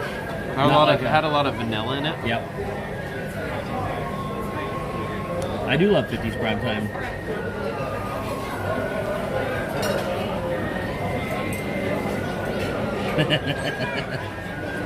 Ah, yes, the blue sky segment of the panel. The Disney Parks episode of What If. What if? Like, me and Steve are sitting there. You should have seen me. I just kept leaning over at Steve. And we got Bobby right in front of us. I'm taking pictures of the back of his shiny head. Yep. And I kept looking over at Steve going, what the heck is going on right now? Listen, Or Josh tomorrow's like, what if we all got in a room and started throwing paint at the walls?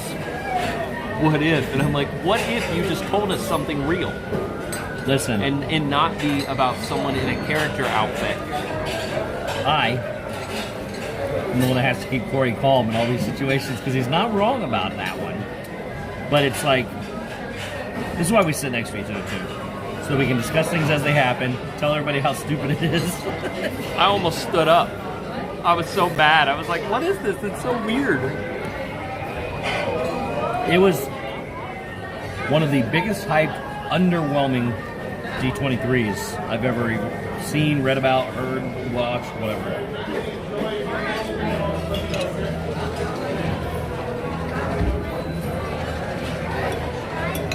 Even a lot of the announcements that they did announce are just things that are coming back.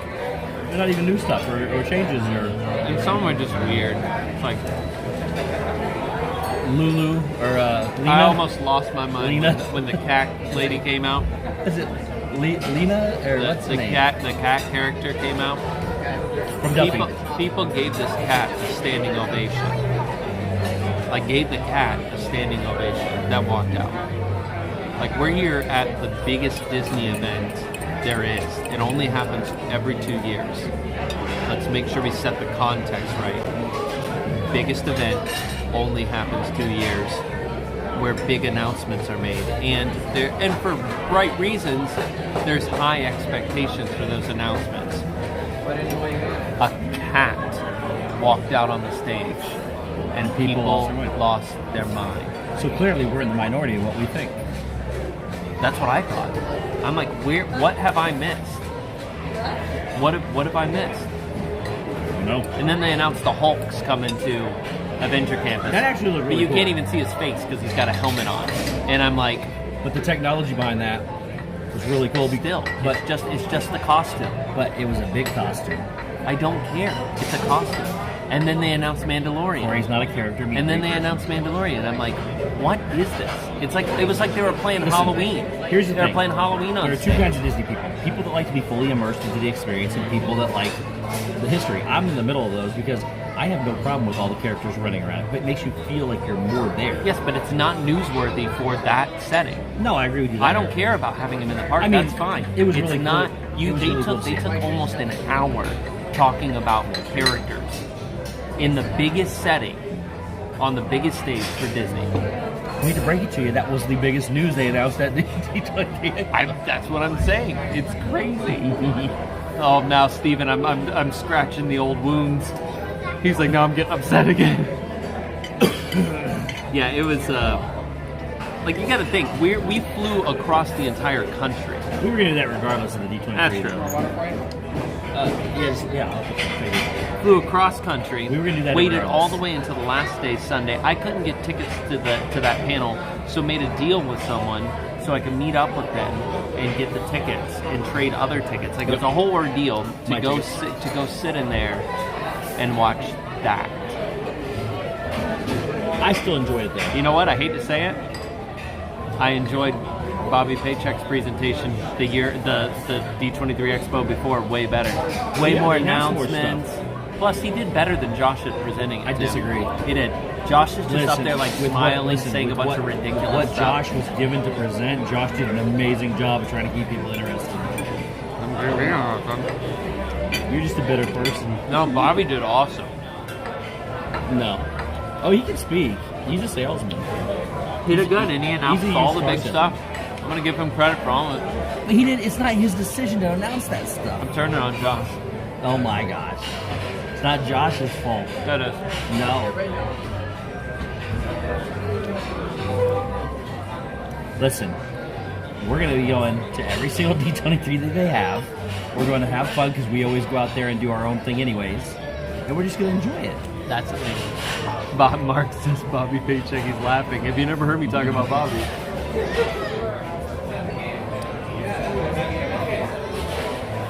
Oh. Thank you. I agree, Alyssa and Neil, 100%, except for one looks like a crazy evil villain, and the other one is like the pretty face that everyone wants to believe just because he smiles after everything he says. The real truth will come if Josh gets a chance to take over and see what he does differently. I know exactly what he's going to do different. Right now, what he's going to do. He's going to do everything that Bob does, everything that puts money in his pocket. No. There's no one that gets to that level. It's very rare. Bob Iger. Bob Iger? Do you know how much money that guy's worth? Do you know what his bonus is? I didn't say how much he made, but he kept everybody happy and made the company money. It was different back then. Was it? It was different than 4 years ago? Yeah, it was different. No. It was different back then. Not. Bob Paycheck could do the exact same thing that Bob Iger did. Not today. Yes, he could. Not today. 100%. You can't. It's totally Why different. Why can't you? The business is totally different It's not. today. He made it different. And the market's totally different. He made it different. No. Yes. Everything post-pandemic has been crazy. But that's because they kept the restrictions on it. They're keeping the restrictions. The devil hides himself in angel light.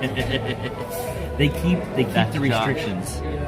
Josh, see, everyone likes Josh, and I like his personality and stuff, but it doesn't change the fact of what he is and what he does.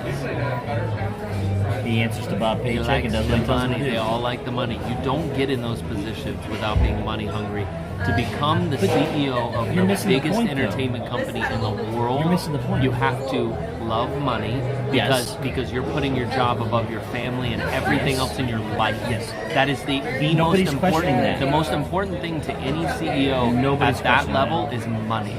Money. Nobody's Because there's no way you get there without sacrificing every other value you possibly have. There is no questioning that whatsoever. But the world is different now. It is very different. It all matters on how you treat people and what you make your business. I got sauce on me, Steve. I know, that's why I changed shirts and I didn't get any on me and you did. I got all over me. Don't use that side. No. I use the inside. See, it's sauce there. Oh, maybe I did. Okay, maybe I did. Did you use both sides? No, I don't know.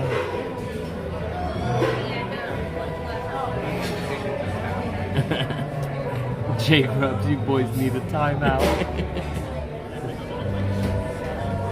No, see, listen, Neil, that's the problem is nobody's listening to what I'm saying. Yeah, that's right, Wendy. They People are paying off a lot of debt. I'm not one. We'll have this conversation another time when we got plenty of time to talk about it. I never have said JJ, it's right. anything about that. You got to go watch Braden's thing about what people. I've seen Braden's thing. People praise Iger, but they don't know what all he did. Here's what you fail to forget, and everybody else apparently fails to remember too. Here, you can tell him. I have the same degree Bob has. From the same school Bob has. I understand his business model. It does not work in an entertainment company. Bob Iger balanced the magic and the business. It's very doable. He did. You don't know that. He was. Yes, I do. You can look at all their financial records and go watch Braden's. Were you video. happy for the last 20 minutes? Go 20 watch years? Braden's video. I have seen Braden's video. Were you happy for the last 20 years? We were happy, but was the company healthy? The company was healthy. They made money. They had way better. Listen, we think they were making money. They were making money. Well, and right now, making money. You know why they're making? You know why they're making money right now? It's because of Bob Iger installing Disney Plus. They make $1.8 billion a month on Disney Plus. Go watch the videos, Steve. I've seen the videos. I've seen the videos, but I have the same education Iger that Bob wasn't has. I hated like understand what he's Chapek is. That's because Chapek is kind of taken a more for less philosophy. It's what they teach you at IU School of Business. Yeah, and it's very successful. It's a more, but it is, but not an entertainment company. They've made an insane amount of money. Doesn't work on an entertainment company. And everyone that was coming, for the most part, that I know still comes and spends more money now. Look, you've got Iger equals NBA experience. Thank you, Crystal. He does. Look, not everybody's perfect. Thought it would be a good idea.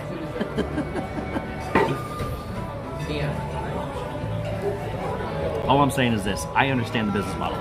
It does not work on an entertainment company where your customer service is your business. It does not work. And that's why he's alienated himself from the masses. You can still make money doing it the right way with the right balance. I just think that Bobby and Iger, okay? Bob and Bob? Yeah. Once you just scrape the You're facade wrong. away, They're not the same person. They're very similar. No, on not the at all. inside. One is just much more people friendly, and Bob Iger. Bob Iger was great. Yeah. For the face of Disney and for the but at in the his right core, business model. But at his core, he was just smarter, but just as greedy. Nobody's saying anything about that. Again, as And- greedy, but listen to what you're saying. You're contradicting yourself. As greedy as he was, The Disney Quest space is cursed now. As greedy as he was, he made it right balance. Okay. Mm-hmm. Thank you. Done with yours? Are you done, Steve? Yeah. That's right. Dessert? Not for I me. don't think so. And you said you're splitting a check? Yes. Appetizers, right down Just the right, middle? everything. Or everything right down the Yeah. middle? Okay. Thank you. All I'm saying is this. I understand both business models. I'm going to tell you this right now, and My I don't degree care is what you say because you're going to be wrong. Bob Iger knows, and has known Bobby Paycheck for a very, very long time. Yep. Just stop. He knew him very, very Yep. well. And he put him in that position. Yep. And he knew exactly what he would do. He knew I don't know if he knew exactly what he he knew or knew not. him very well. See, here's a great. You knew him You're also very helping well. me prove a good point here too, because everybody's saying that is one point in time where all these things that Bob Paycheck is changing, he didn't have the authority to change them when Bob Iger was in his position, and where Josh Tomorrow is now is what he was doing. They don't have that authority. So all you people that say, "Oh, it's all Josh," it's not. He didn't have the authority to do it back then. He didn't change it. So when he gets in power, he changes everything and ruins Disney. That's all I'm saying. It's a model. It's a business model. It is a good business model if you want to make a lot of money. Yeah, But I agree, JJ Mickey. At some point in time, you're killing. It works, but it's a customer entertainment business. See, you got to watch Braden's videos I've to seen understand. Braden's Because video. okay, what did he say is the core reason why they're in so much Well, I didn't debt? take notes, but and let me phrase this too. Braden's not a business expert either, so he can say whatever he I'm wants. going to say he knows a lot more about the financials of can Disney say- than we he do. can say what he can say what he wants. analyzes everything.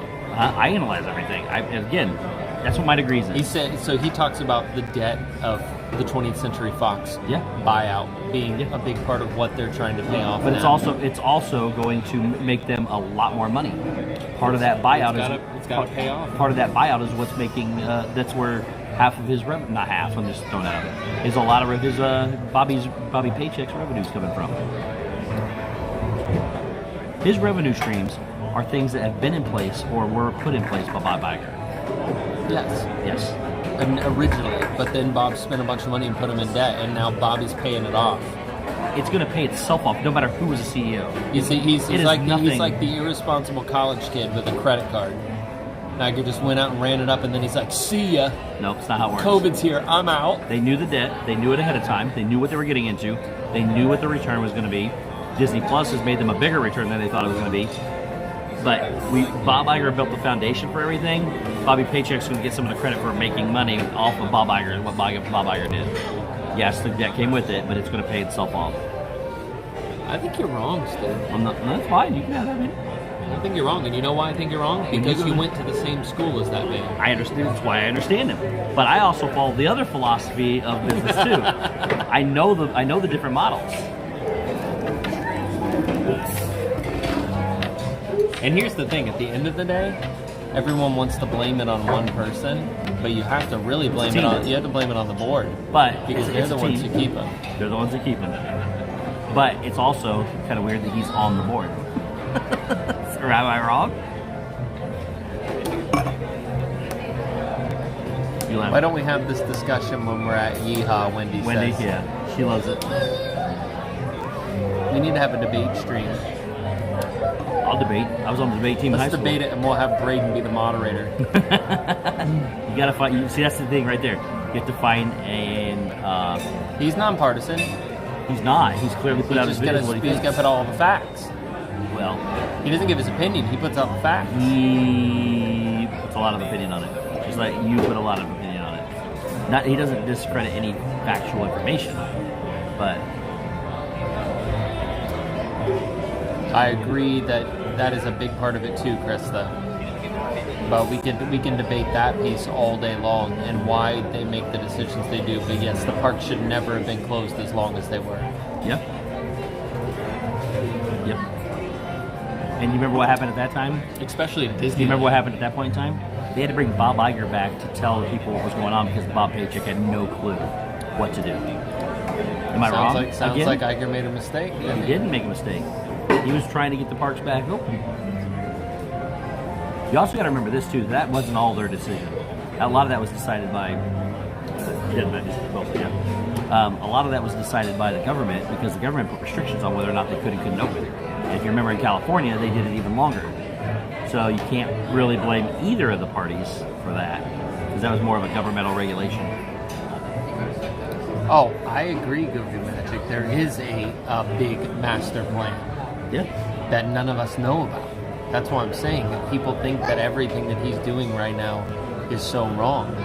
But I think it's part of a plan, a big master plan, where it could be very much right. Now, it may not sound right to the average consumer, and they may not like it, but it doesn't mean that it's not right for the company in the long term. Here's the issue: you got to define what's right for the company. If it's all about making money and not caring what your customers think, because they're still going to show up. Could be for a short amount of time, though. Huh? You could make a decision to do that for a certain amount of time. To alienate your entire base, and I mean, look, I think he The knows parks he's are a short term. very busy. I think he knows. No, they're not as busy as you think they are. Very busy. Well, okay, then why are they saying they have a attendance lying. crisis? They're lying. No, It's here's the flat problem. out lying. It's not, because here's what they're doing. Again, business model. They're half the stuff's closed. They're only opening like things that have multiple lanes or down to one lane. If like Steve ran Disney, all the food would be oversalted. Nope. You hire chefs. That's what you do.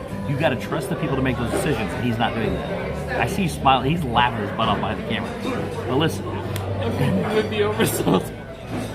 All the doorways would be 6 inches taller.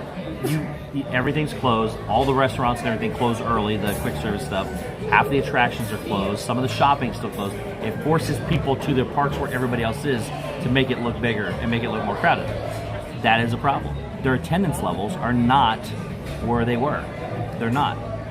There's no one around you, no one behind you. It looks like you're just sitting alone in a restaurant talking I'm okay to with a that. phone. Because listen, Cory's wrong on this, and he's laughing his butt off back there. 700 people. Tell him, Steve. Tell him what you really think. Oh, I did. All I'm saying is this. People need to understand both sides before they can make their own opinion. What are you looking at? Just comments? Salty Steve the Pirate. I'm not salty at all. I actually am one that defends Disney most of the time. What does it even mean? What, defends them?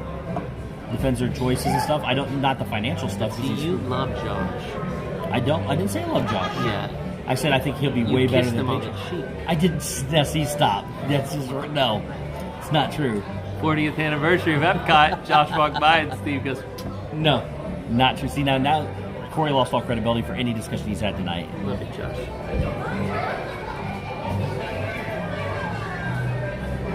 But see, you are correct, Neil, and that's a problem because they don't want to work for Bob Paycheck. I know a ton of them that have left because they took all their benefits away. They took all their hours away. They took everything that it meant to be a Disney cast member away. Thanks, Bobby Paycheck. And nobody wants to work for the guy. You think I like the guy? No, I know you don't like the guy. Thank you guys. Thank you. Have a great night. Sit down dinner, discounts on there. Thank you. Thank you. Have a good night. Thank you.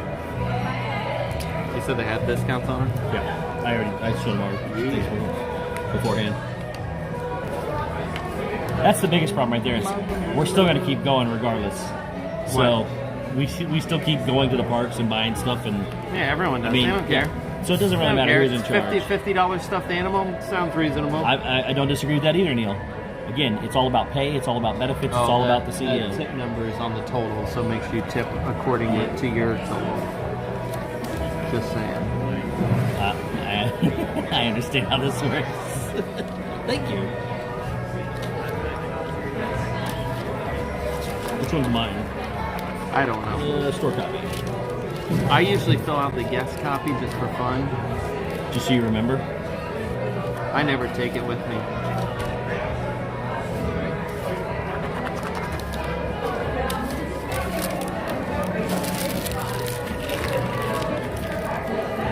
Let's just remember, guys, Bobby is going to walk away from this thing one day. Soon, hopefully. And move off to his multi-billion-dollar ranch. He's going to walk away like Lex Luthor.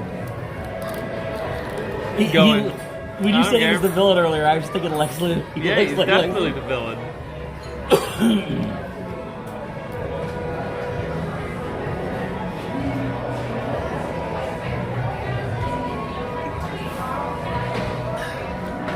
A lot of water.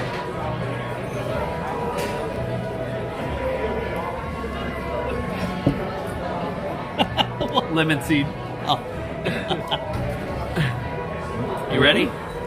You ready? All right, guys, let's go.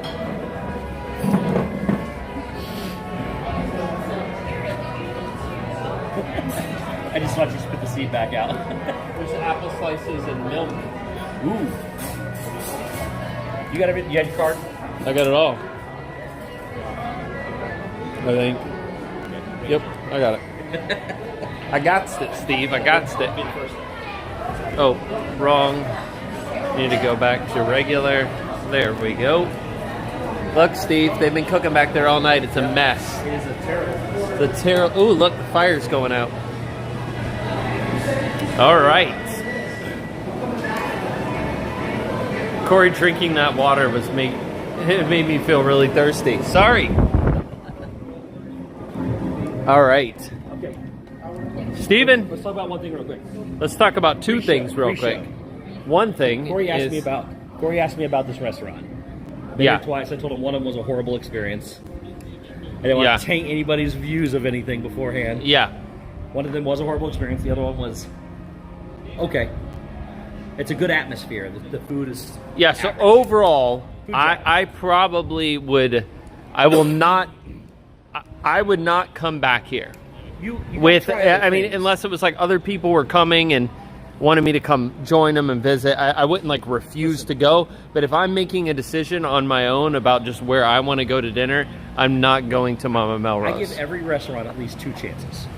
Because maybe you have one bad experience. That's just what I'm saying. Just saying. I wouldn't go there.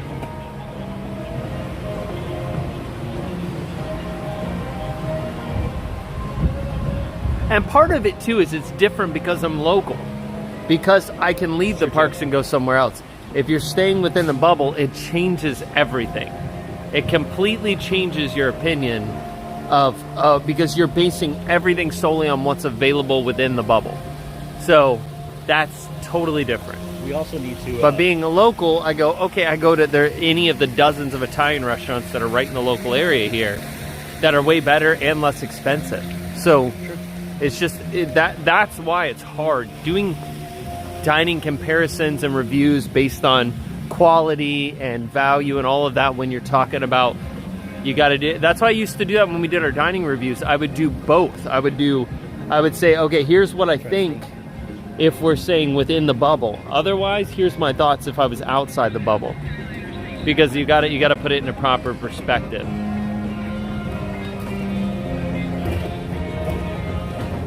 I did not completely clean my plate. I didn't eat all the spaghetti. I ate all the meatball because I was really hungry, and that was the appetizer. And then I ate all the chicken, but I did not eat all the spaghetti. Primetime Cafe is still the best restaurant in this park. I agree with that. You and Steve should take us to an Orlando restaurant, or we'll do it one night. We'll go around to the stuff outside the parks. We've actually just go Orlando restaurant hopping. We actually had thought about doing things like this too, where we go try food because we have such different palates. Yeah, and we'll try different things, but we can't do that anymore because if I try and get Steve to try something he doesn't like, suddenly I'm a bully. To all those people out there that think Cory's a bully, we figured this out ahead of time. So there's everybody's entitled to their opinion. I'm a big boy. I can do what I want to do, make my own choices. He's my brother. We're not going anywhere, so it's okay. Except to Italian restaurants. One day we should go to Cece's and then go to Olive Garden in the same stream. Oh, you won't make it through. We will be so sick at the end of it. What about Brown Derby? You know, I had Brown Derby recently, and I'll say that it was... Now talk about a restaurant living up to its expectations. Yeah. That's very subpar. Yeah. Here's the other thing about the atmosphere with Brown Derby. It is so loud. You walk in there and it's so beautiful and you're thinking, oh, it's nice. And by the time you even get to your table, you're like, oh my gosh, is it really this loud in here? It's like a school cafeteria. It's very loud. Sam, what's up? It's good to see you. Hello, Samantha. I've also said that one night we need to go to a Waffle House. Yes, you have. A Waffle House really late at night and get Steve to get some hash browns smothered, topped, covered, and chopped and flopped. I've been to Waffle Houses at 2 and 3 o'clock in the morning. That's what we got to do. Now that is brave. That is a 3 a.m. Waffle House run and get the hash browns with the chili and cheese and everything on it at 3 in the morning. No, that'll do you good.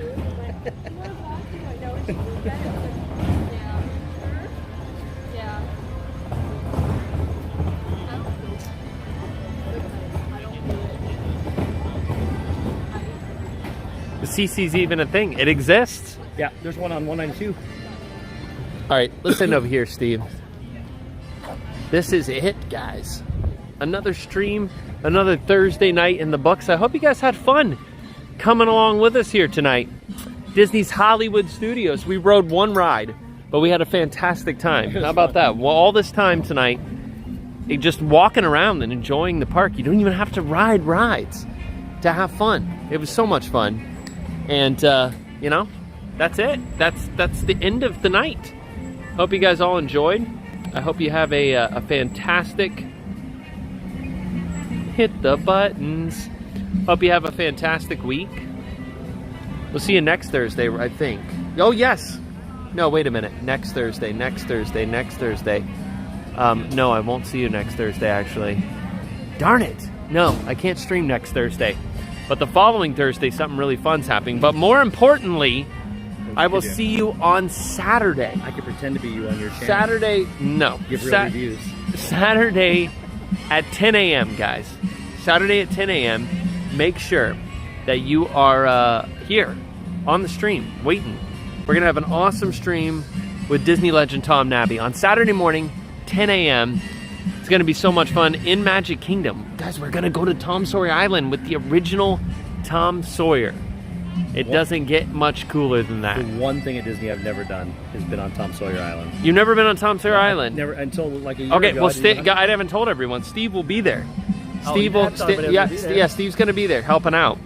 Because me and Tom are going to be talking and... You ruined the surprise. Yeah, It's not really Surprise surprise. wasn't Tom Nabby, it was me. No. Not just kidding. Steve's gonna be there because Tom's fantastic. Tom's story, with the way he tells this story, Yeah. of how Walt hired him, is incredible. And I hope he tells it that day because it's yeah, really good. So. I'm hoping you guys can hear him good, and we'll find quiet area if we have to. But it's gonna be a blast. Magic Kingdom Saturday morning. Tom Nabby, 10 a.m.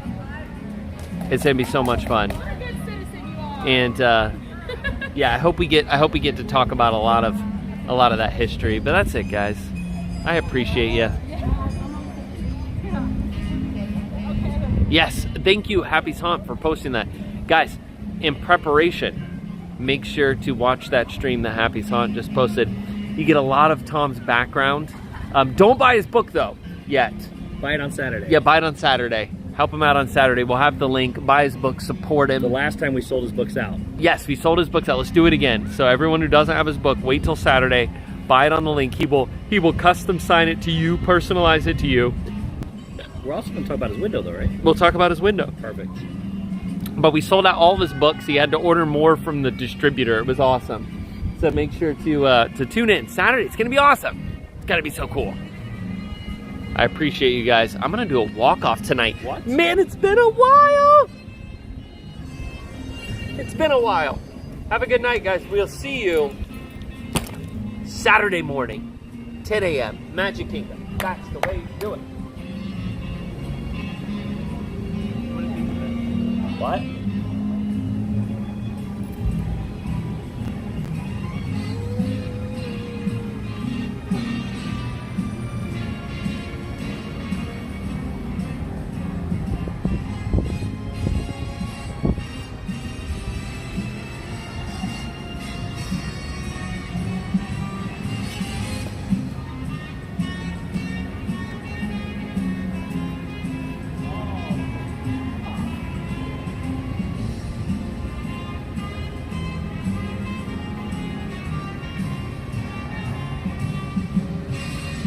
My hands aren't any bigger than Miss Potts. Who? Miss Potts. Angela Lansbury? He's got bigger hands. He's got tiny hands.